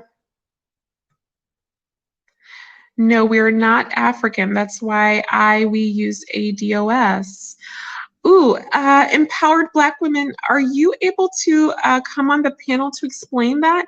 I've seen ADOS, a few folks with ADOS in their name, and I've asked them to come and explain the history of that and what that represents, but I haven't been able to get any of them to tell us about it.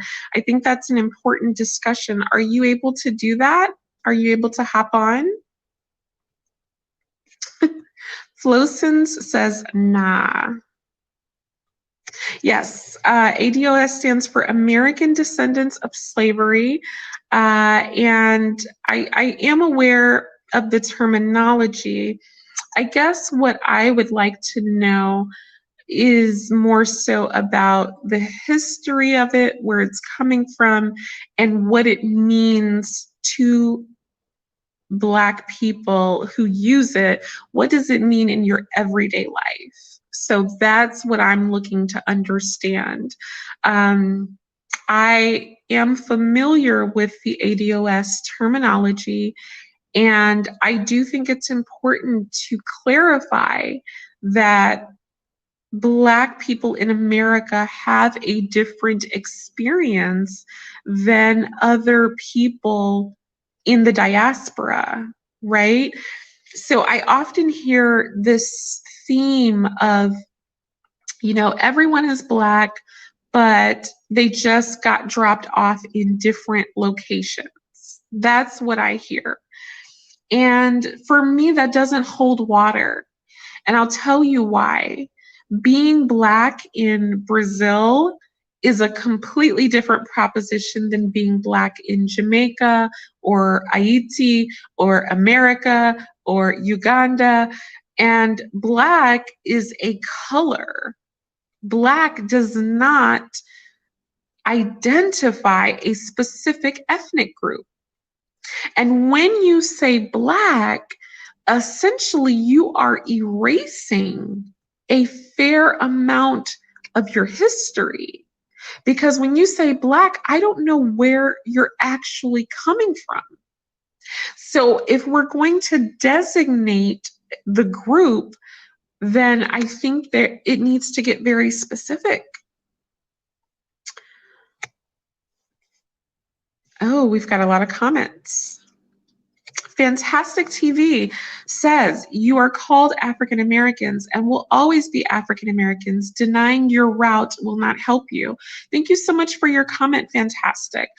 Certainly not denying that Black Americans are African.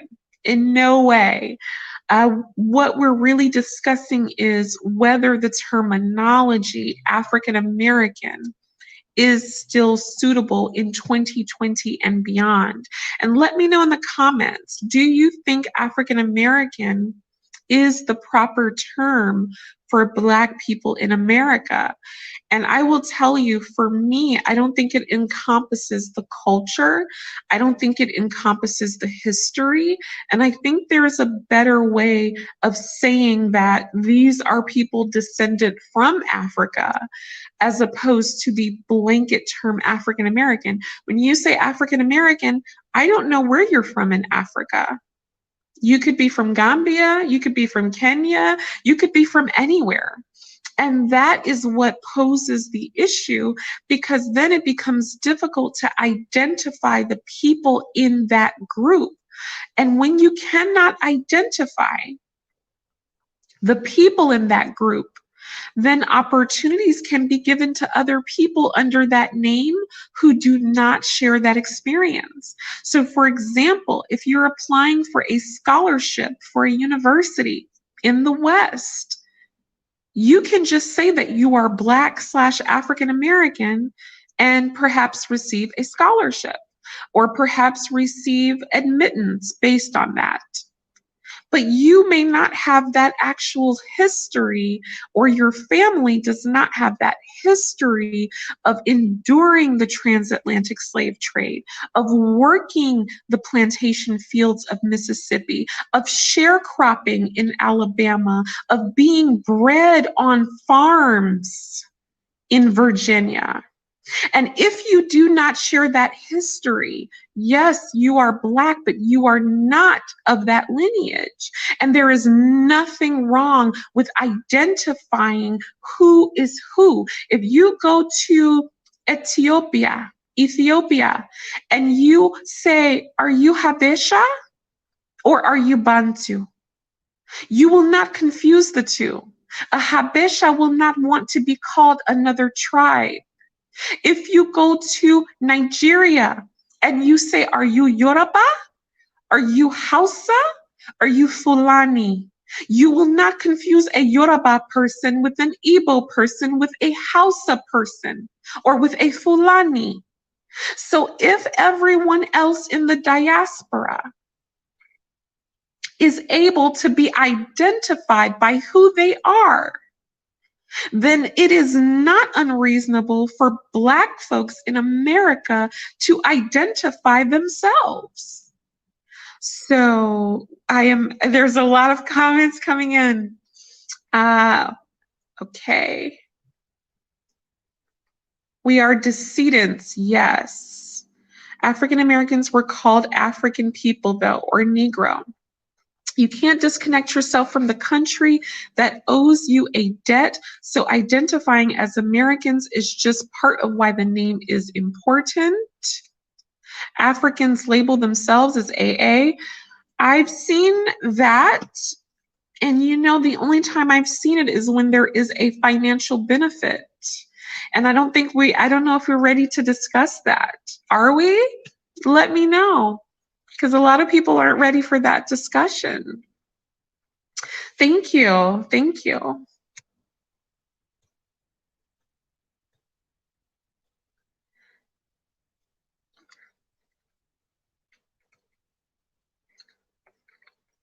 Consumer spending is a huge issue. Absolutely fantastic TV. Blacks all over the world are linked to Africa, 100%. David says, sorry, but I think the name given African American or people of color is where segregation started. Very interesting, David. And by the way, there's a lot of people in the chat. Hi, Bawone, welcome, bonjour, bonsoir, Nangadef, assalamu alaikum. Everybody come in. Hello, you're welcome here. If you would like to join the panel and share your thoughts on anything that we have discussed here or share something with the group, please use the chat. You're free to come to the panel. Update for the channel, we now have super chat, so definitely show some love for your host and for the channel. So appreciative that we now have super chat capabilities. ADOS can't go to Ghana and claim to be them. It's not far for them. It's not fair for them, I believe she's saying, to come here and use our label. That's a very, very important point. And I think we're going to have to discuss that.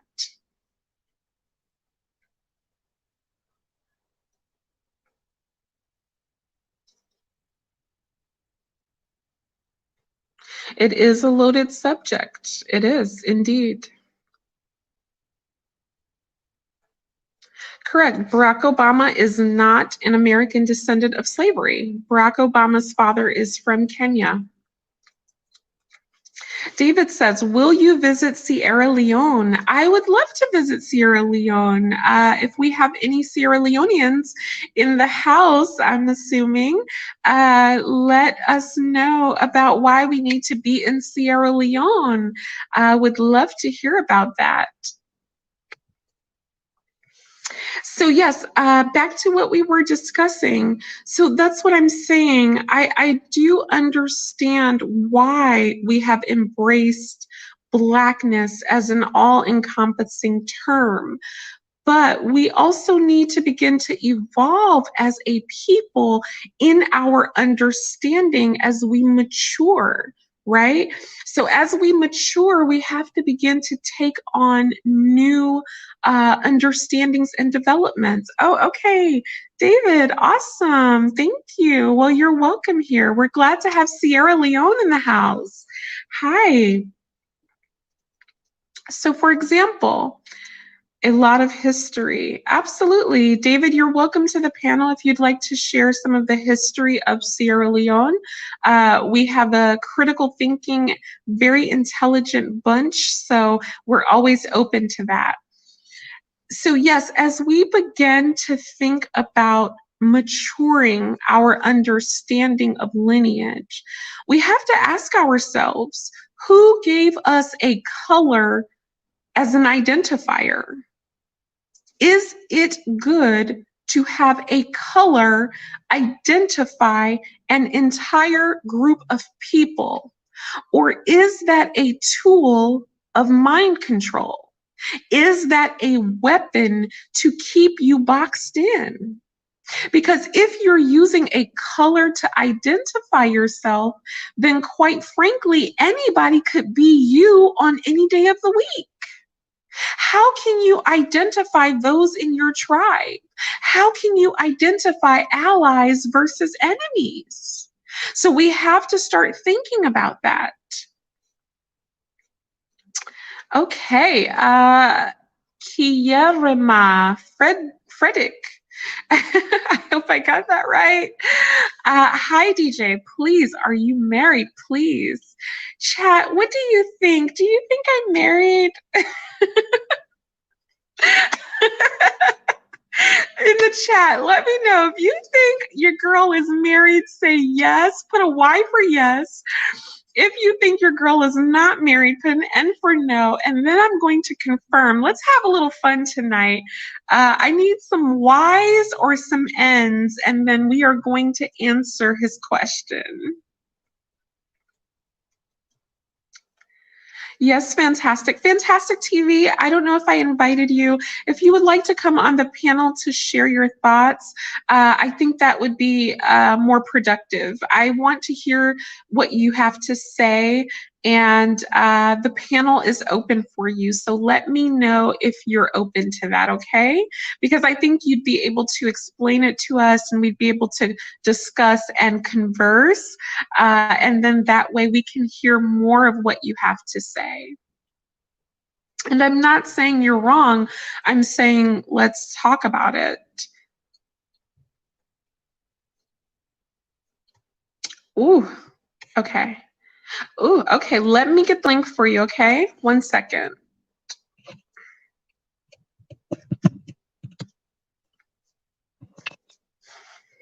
Okay, fantastic TV. Here is the link. And you can just essentially click the link, and it will allow you to come on the panel because you have been very active, and we want to hear what you have to say. So we're looking forward to hearing your perspective. Everyone is welcome and respected here. So we're waiting for fantastic TV. And while we're waiting for fantastic, we're going to read some of the comments. Real Stella bringing some info says, in Africa, we don't identify ourselves as Black. I was called Black when I came to the USA. I'm melanated rich, and this was a culture shock. That's exactly what I mean. Okay. Oh, there's our girl.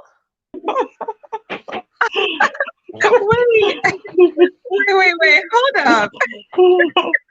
Wait, are you Fantastic TV? Yes. Wait, are you also Miss Fanta, who set everything on fire last time? Is that you, ma'am? Mm-hmm. Well, welcome. It's so good to see your face again. How are you doing? I'm doing good, and you? I am doing very well. Okay. Well, why don't you introduce yourself to the chat and let us know your thoughts on any of the topics we discussed or in the comments. I'm Fanta. Sorry I joined your chat late. I was just answering some questions, so I don't know what really it's about, but I heard somebody saying Africans come to America and claim to be African American. So I was just trying to answer that. When we filling out forms in America, they don't say Liberian American, or they don't specify your country. They only put you in the group of African American. There is nothing on the form called Black. You understand? So they just go as African American. You understand? that's what we have on the farm. And even with the other people, they don't put like German American, Italian American. No. So that's, I was just answering that aspect of that question. So I really don't know, like and then also another comment said that, oh, we identify ourselves as I don't know, AD something like ADOS. yeah. So I was just answering comments I saw because I joined the chat late. That's all. But I was just trying to say, like, for me, if anybody says, okay, for example, let's say if I was African American, I'm not gonna have problem with that because that's where I'm from. That's my link. So I'm not gonna be angry about somebody calling me what I am. If you say Liberian American, I'm not gonna be angry about Liberian American because I'm a Liberian the first day before I became American. So I'm just gonna be proud of who I am. That's all. So sorry. Course, absolutely. Now, do you mind positioning your camera to the center? Oh, sorry. Okay. Okay. Well, Francis, let me ask you this. In your opinion, should Africans from the continent, so as you mentioned, a Liberian American or another African person who's from the continent, should they receive scholarships, programs, or any sort of government monies that are meant for Black people in America who were in slavery? Should Africans also receive that? Why or why not? Which kind of money, like going to school or anything that is? Yes, like I don't think so. If you think about a scholarship, right? Nigerians, for example, have the highest education rate in America for a group of immigrants. Should that qualify a continental African for scholarship? Yeah, I don't know what you're really getting at, because when you come here as an immigrant, I'm speaking from my perspective, my experience, you understand? I came to the US on diversity visa program. They call the visa lottery. You play and you win and you come. And if you come as an immigrant or on the diversity visa program, there are privilege or things you receive on that program. It doesn't mean because you're Caucasian American or you African American or you're from Germany, but because the program says when you come, this is what we're going to offer you. So that's how you see a lot of Africans going for those things, because they gave it to immigrants. And on the aspect of Nigerians, Nigerian in Africa, Nigeria is the most, let's say, to my knowledge, Nigeria has almost 300 million people. You understand? Nigeria has one of the largest population in Africa. So anywhere, Nigerians going to dominate. I don't care what you do, what you say, they're going to dominate because of the population. The same way as China, the same way as India. If you look in America here, you see a lot of Chinese people from China own a lot of businesses in this country. It's the population. Population has something to do with dominance. If you are more, you're going to dominate. That's why you see from there, you also see Ghanaians. Ghanaians like 30 some million people. East Africans. So you're going to see pertaining to the population. So in Africa, Nigeria has the most populated. Oh, sorry. I don't know why I'm holding my camera some kind of way. Nigeria has almost 300 million people. So they're not putting the program to say, there's not a program to say, okay, this is, I don't know what you're getting. You really need to educate me, but there is nothing that says when I went for what this thing name, financial aid or whatever to go to school, it wasn't because I'm going as African American. Because when I came, this is what they told me on my green card. They told me, if you be here, this is what you're going to get. This is what you're allowed to get. So I applied for it.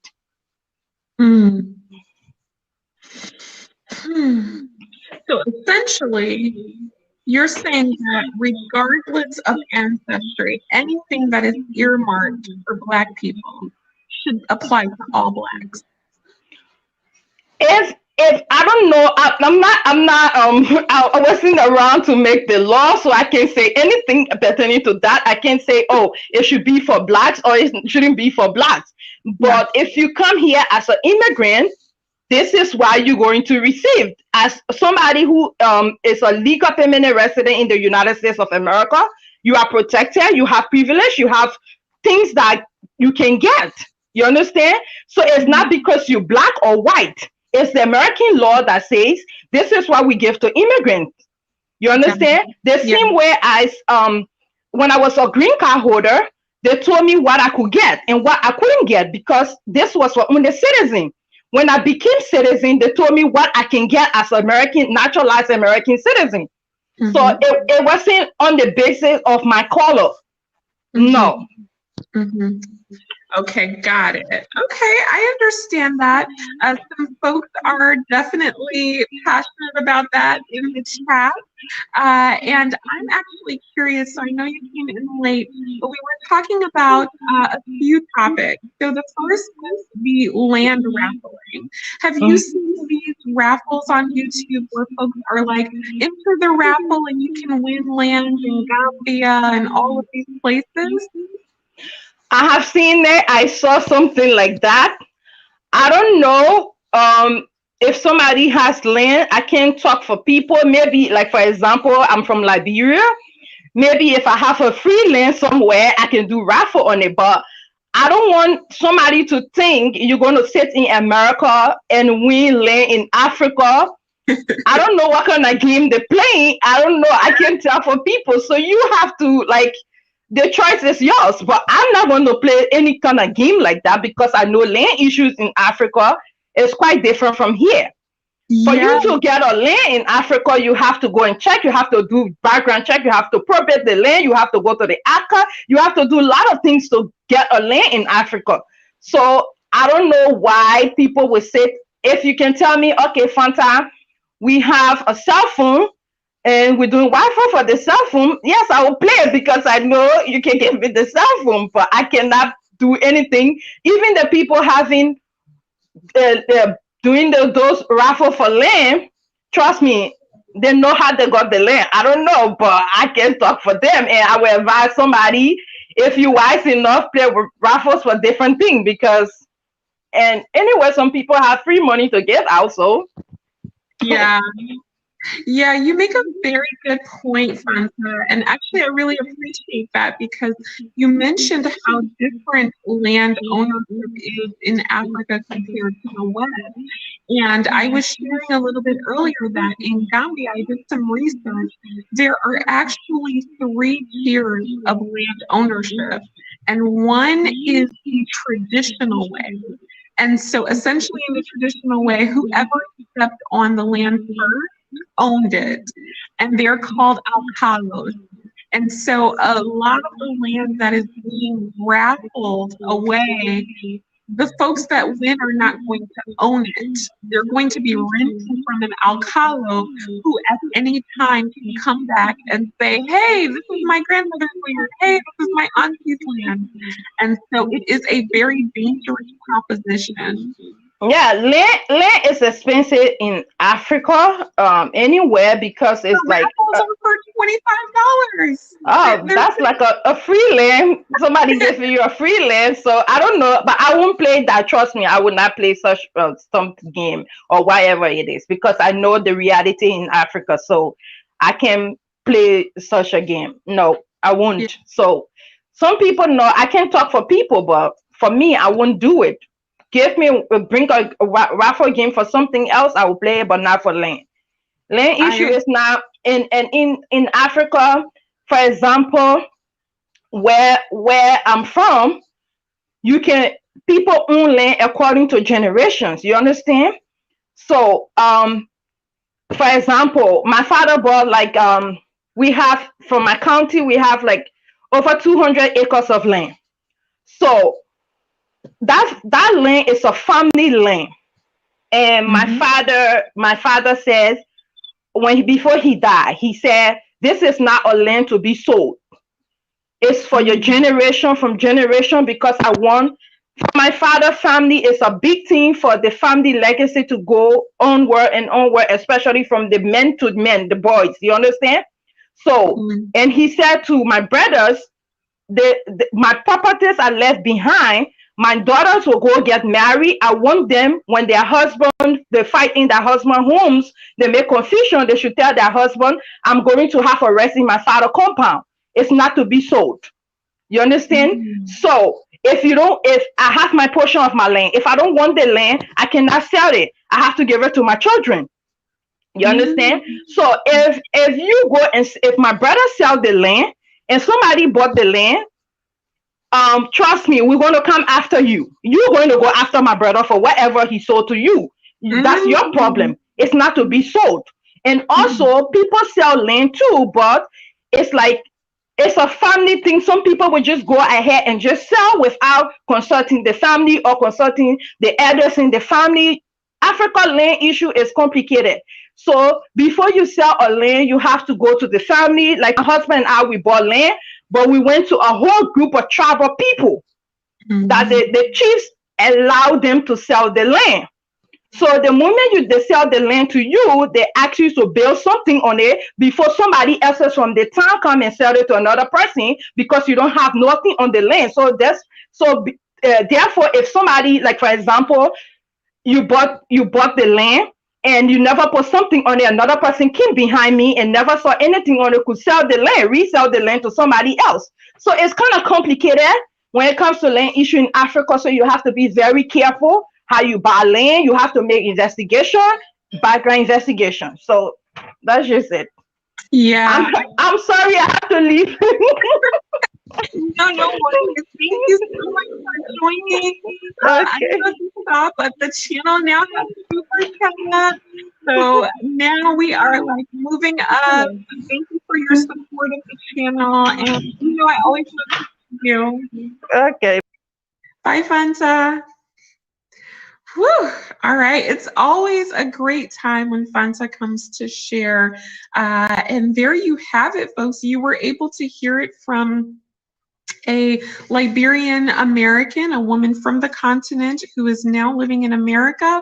She has now come on to confirm that land ownership in Africa is not the same as land ownership in the West. And if you are raffled land, that is a very tricky position to be in. You've just heard it from an African woman herself. And so that bears out what my research has also revealed. So you can go ahead and get in on the $25 raffle, but just don't be surprised when someone's auntie, uncle, sister, brother, or otherwise show up and want their land back because technically you don't own it.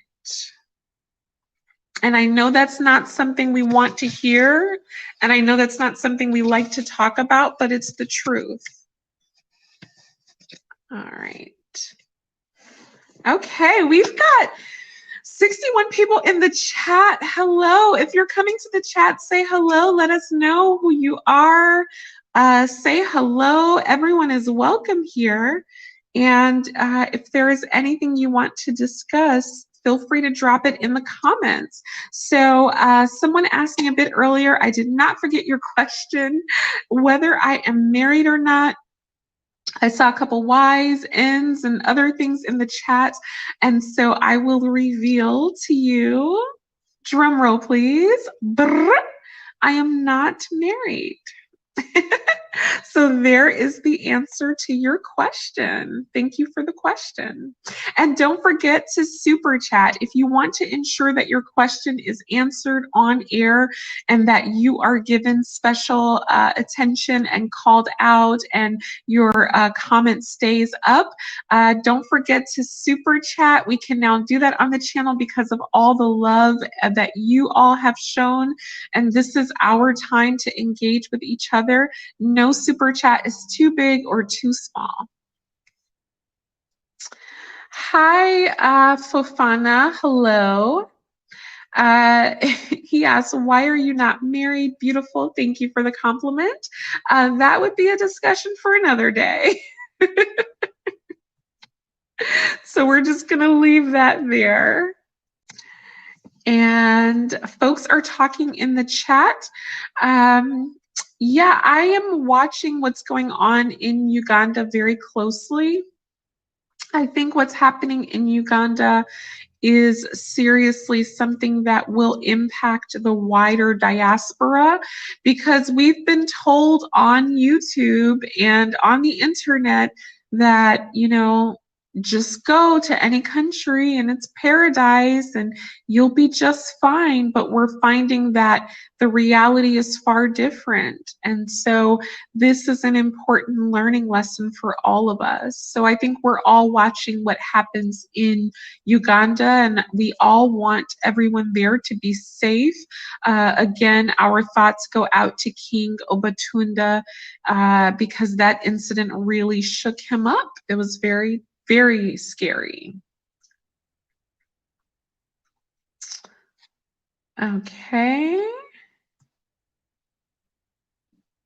All right. All right, is there anything that we should cover? I'm going to get ready to wrap things up. We have a lot of folks in the chat, so if there's anything else we should cover this evening, just go ahead and put it in the chat and we can get into it. I'm really glad that we had the opportunity to hear from Fanta, because that land ownership piece is huge.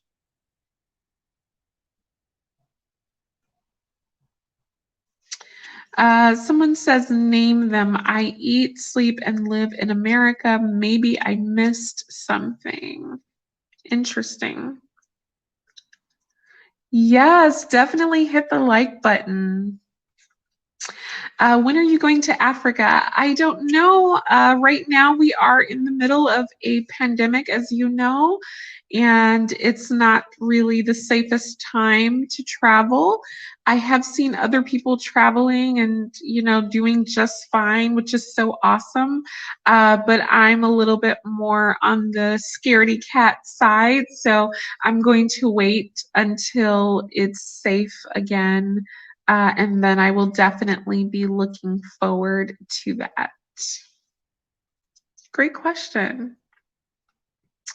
Hit the like.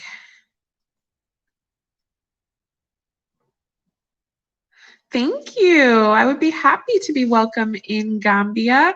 100%. Absolutely. Gambia seems like a beautiful country. I will say that I do think Gambia has suffered as a destination. I know that we don't want to give credence to anything that, folks like Art Cathy have said, but I will say that the issues that Art Cathy has come with, the issues with the Bag family, and the subsequent reactions across YouTube, I don't think it has put Gambia in the best light, if I'm quite honest. I see a lot going on in terms of PR, but I do see that more and more Black Americans are saying that Gambia is not their top destination because they don't think they would be welcomed. They see a lot of the arguing back and forth online. And I do think this has had an impact on Gambia, on its reputation. I will say for me, the video, and I've never shared this before, so I'm going to share something that I've never shared before. But the video that Rick, Mr. Rick of the Bag family, he made a video one day where he was just out and about video filming.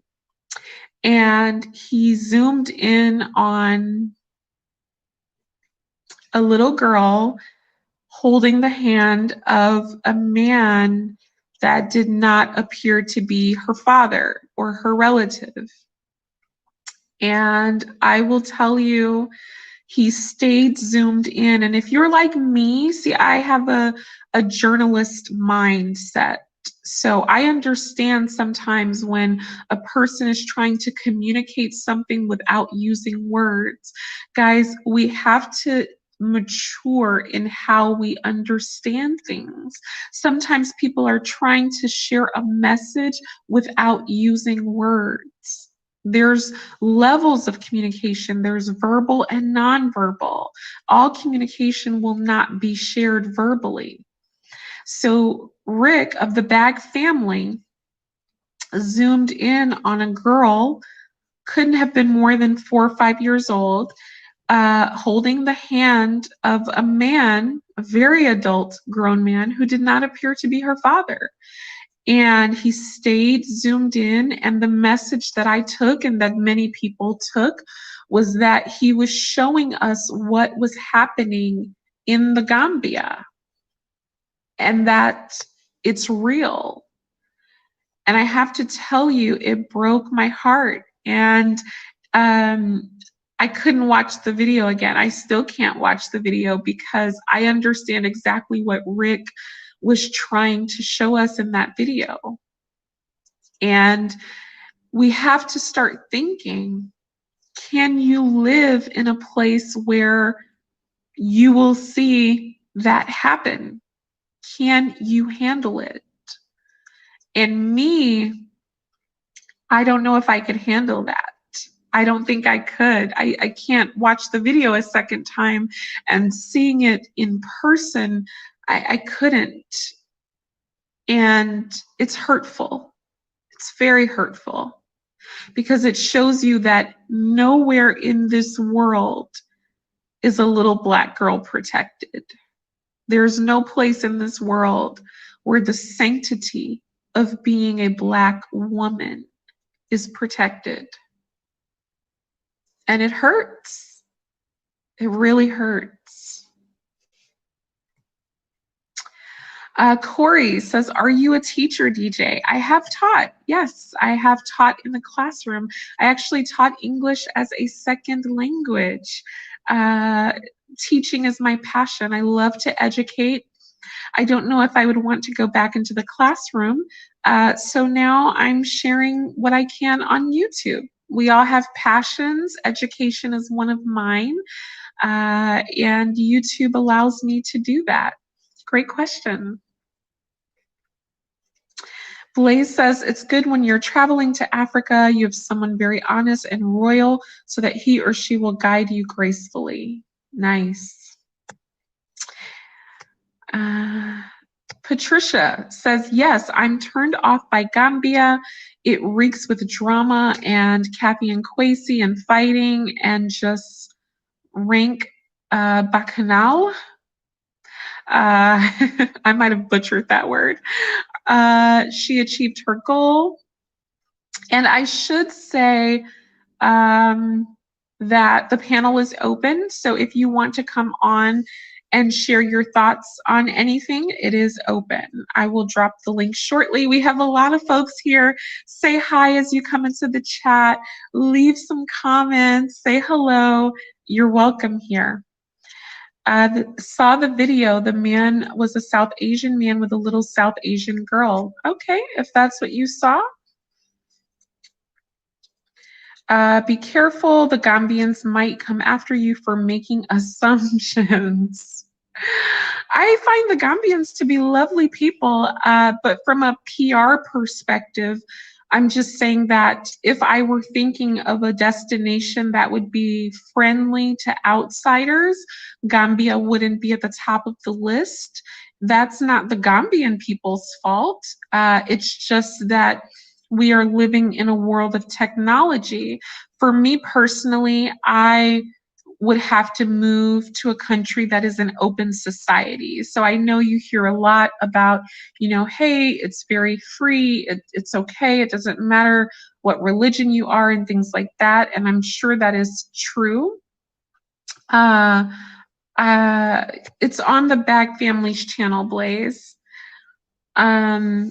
But for me personally, I would not feel comfortable living in a society where, you know, the rule of law is a certain law, is a certain, you know, that's not for me. I prefer an open society, and everyone has to decide that for themselves. If that type of society is for you, then, you know, Gambia may be the right choice. But for me, Gambia would be more of like a visit, maybe like a week or two. But I don't think Gambia would be the place I would want to live, if that makes sense. And I think it's good for us to have more Gambians show us the beauty of the country and show us the openness, because, you know, a lot of Black Americans, they are becoming more hesitant, and the land issue is a part of that. You know, who would be fearful of going to purchase land and then finding out that it's owned by someone's aunt or grandpa and that they can come take it from you at any time? Who would feel comfortable doing that? Agreed, Fofana. Go see for yourself. 100%. You are correct. Yeah, some folks are responding to that person, and they are saying that little girl was Gambian. That is what I saw as well. Fofana, I think Gambia is beautiful. The point that we're making here is that these issues between the land ownership, the bags, and all of these things have shown that maybe Black Americans will not easily fit into Gambian society. And that is something we have to talk about. And if you want to come on the panel to share more, let me know. Let me drop the link. Okay, there we go. So there's the link if you want to come on the panel and share your thoughts. But chat, you let me know. You know this is your channel to express yourself. Is Gambia, after everything that's happened, is it at the top of your list for living? Let me know in the chat. I'd like to hear what the people have to say.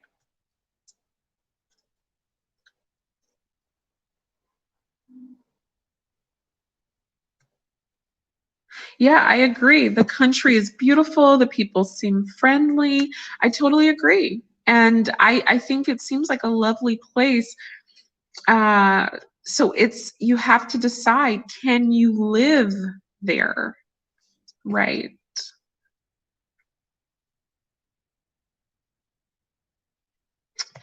Okay. Mm-hmm.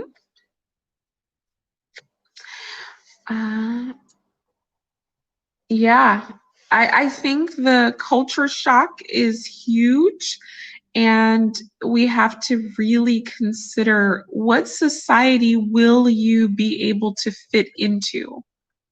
If you are not comfortable wearing a head covering, would you go to live in a country where head covering is the norm? For sure. Of course. Blaze, I said I would love to visit. It doesn't seem like the country that I would want to live in, just because it's more of a society that, from what I've seen, now I don't profess to be an expert on Gambia. I would never say that I am. I have not been. I'm just saying that as we all travel, and I have traveled, you're attracted to some countries for visiting. And then when you think about where you'd like to settle down, you may have other countries in mind. That's no knock on Gambia. I do believe the incidents over the past summer has had a negative impact on how people view Gambia, because a lot of Black Americans are like, when I get to Gambia, am I going to have my land taken from me? Am I going to be dealing with people that, you know, don't like me for whatever reason? There are a lot of valid concerns. And Blaze, if you would like to come and talk, I always extend an invitation to you for the panel. You are more than welcome. Regarding SARS, that is tragic. It's really good to see the Nigerian youth taking their country back. And it reminds me a lot of Black Lives Matter and things like that. So I definitely am watching what's happening there. Piper says, no, I don't see myself living in any place that lowers my standard of living. I want healthcare, a functional government, and not having to grease someone's hand every time I step outside. You're speaking against Africa. Are you referencing something in the chat? I'm very much for Africa. Every country has negative and positives, correct? David says, I migrated to Gambia as a refugee from Sierra Leone. All I can say is our immigration experience was horrible. Wow. David, are you able to hop on the panel to share? I would really want to hear about what your experience was in Gambia as a fellow African. So are you able to hop on to share that with us? Agree with you. Gambia is not for everyone, especially those from the West, in my opinion. Seems many people make the relocate on emotion more than anything else. That is a powerful point, and thank you for recognizing that it's valid. It's a valid concern to say that coming from the West, you may not fit in with every society. Some societies may be just for you to pass through, for you to have a nice time, for you to visit, take in the beauty, and go on about your way. Just because you know of a place, that doesn't mean you will fit into that place. For example, I visited Germany. Germany was a country that I visited some time ago, and I think I was in like Munich and Berlin or a few other places, and Germany was okay. I liked it. Very clean country, but the culture of Germany did not suit me, even as a traveler. Like, I was ready to go home after like a week. I was like, okay, I've seen Germany, I'm good. Because for me, I like a society that is very open, whereas Germany has a society that is very closed. You have to know somebody. You have to know somebody to do anything in Germany. It's not like people are just going to walk up to you like, hi, you know, it's not like that. And there's a certain way that the people hold themselves. So for me, I can never see myself living in Germany. It was nice to visit. It was nice to pass through. I enjoyed whatever food I had. I enjoyed whatever drink I had, but it's not a place I would want to go back to. In fact, Germany is not even on my travel list as a place I would return to. You're laughing, Injima? Injima, I love the attire in your photo. Corey says, I'm ADOS and lived in Ethiopia for 2 years. I think Addis Ababa is a good place if you come with enough money. Wow, we've got some well-traveled folks. Corey, if you're able to hop on the panel and tell us more about living in Ethiopia, I would really love to hear about that. Piper says, I lived in Korea. I enjoyed it, but don't want to live in an Asian country anymore. Maybe Thailand. I will go once it's safe. Exactly. And that's okay. And to my folks from any country, just because people decide that a country is not for them for living, it doesn't take anything away. The country's still beautiful. It's still awesome. But like, you have to know yourself. Like me, I'm not a person who does well in very closed societies. It's one of the reasons why Dubai is like a little low on my list. I would pass through Dubai, but I could not see myself staying in Dubai for more than a few days. It's a closed society, and I respect their society, just like I respect the Gambia. And when you respect a place, you don't want to change it. You just understand, hey, maybe that's not the place for me to live. Now, to visit, yes, would love to visit Banjul. Used to live in Germany. Nice. Oh, we've got a lot of folks that have been in Germany and lived in Germany. And the folks that have lived in Germany, tell me, am I right about it being a little bit on the closed side, very cold, very stiff culture? Let me know if my impression, if you took the same impression or if you had a different impression after living. Samagoose says, I just spent a month in Dakar, Senegal. I enjoyed it. Can't wait to go to East Africa. That's where I wanted to go first, but I know people. I hear Senegal is lovely. Yeah, Nangadef. Wow, we've got a lot of well-traveled folks in the group. All right, awesome. Okay, so if there's nothing else, I'm going to call it here. Real Stella says you are right about Germany. Thank you. We have to be real and truthful about our experiences. We don't win when we hide and sugarcoat and don't tell the full story.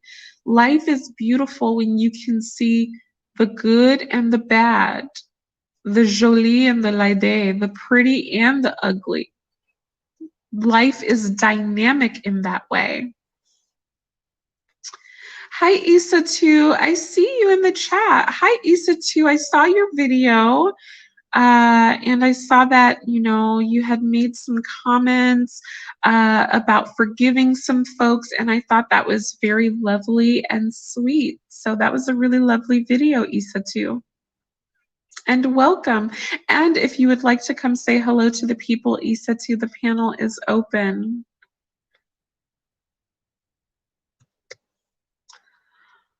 Now, I'm not sure who that is, so I'm not sure about that. Yeah, for those just joining, we have covered a lot of ground on this live stream. Wow, we've covered a lot of ground. We've covered land ownership. We've covered King Obatunda in Uganda and the riots. We've covered Emmanuel Macron and his comments about Africa's destiny being tied up with France and what that colonialism means for Africa.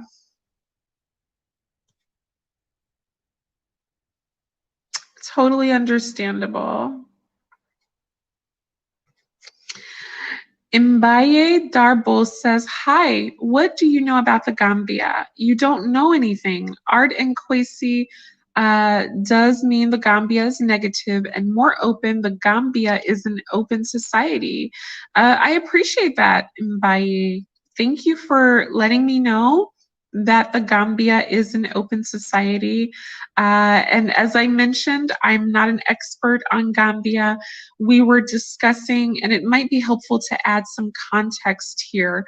We were discussing whether all of these things that occurred has had a negative impact on the image of Gambia, and whether it has made Black Americans less likely to choose Gambia as their home. And what I was saying was, I've seen a lot of comments online where people are saying, maybe I should try Ghana, maybe I should try Nigeria, maybe I should try South Africa. There seems to be a lot, and particularly with the land ownership piece. We talked about the Alcalo system, and Issa too, you may be able to speak to this. Other Gambians may be able to speak to Alcalos and how the land system is run, because from my research, we've talked about customary land ownership, meaning that whoever steps foot on the land actually owns the land. And so people can rent the land out, they can raffle it all they want, but if that alcalo comes back and says, nope, this is my grandmother's land, nope, this is my grandfather's land, then you are out of luck, my friend. And that's a caution for those in the diaspora who are going to Gambia. It's a reality.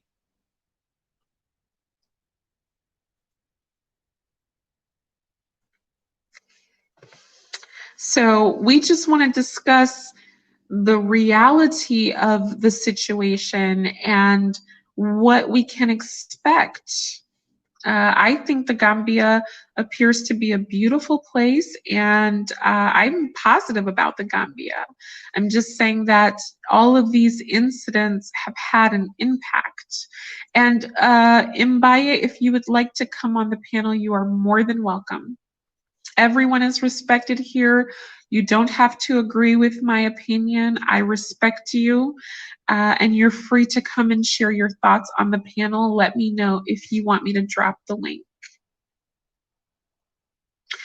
Yes, the land thing makes me nervous. Exactly. Definitely be careful who you buy land from. And that's what I mean. It is about the land ownership, because if I'm on the outside and I know that an alcalo can come to take my land at any time, I would be fearful of purchasing land in Gambia. Right? Because what they can do is they can lease it to you for 99 years. And then it can be taken from you. And I have to say, I wonder if the Bag family is in a situation like that. I'm getting those vibes that maybe the Bag family don't actually own that land. Maybe they are renting. So I've heard, rumors. We don't have any proof, but I've definitely heard rumors that the Bag family may not actually own that land. And based on my research, it is very difficult to transfer ownership, especially if an alcalo owns it. An alcalo could be in the UK, they could be in Sweden, they could be in Italy, and all of a sudden you look up, boom, your land is taken. And there's nothing you can do about it. You can go to court, but that doesn't mean you're going to win. So is that a risk you're willing to take? All right. So thank you all for joining me. That is our show for this evening. Whew, it was a long one. We have discussed a lot of things tonight, and I appreciate you all for being a part of the discussion. We now have Super Chat on the channel, so you can Super Chat to show your love and your support. I appreciate that so much. It's because of your viewership that we are now able to do things like Super Chat. So make sure, no matter how big or how small, that you show love. And don't forget, I'm going to do a Cash App giveaway next week. And it's not going to be for land. It's going to be for $50. You have to have a Cash App. And essentially, you just have to be here when the live stream starts. It's a surprise. I don't announce when I'm going live because I want you to be here for the surprise. I am going to ask one question about my channel that only someone who watches my videos regularly would know. And whoever is the first to answer will get the $50 Cash App live on air. So thank you so much. Show your girl some love. Make sure to share the video with a friend and share, like, subscribe. Thank you so much. Oh, y'all are showing me so much love. I appreciate you as well. You take care too. And have a wonderful night. And I am signing off. Bye.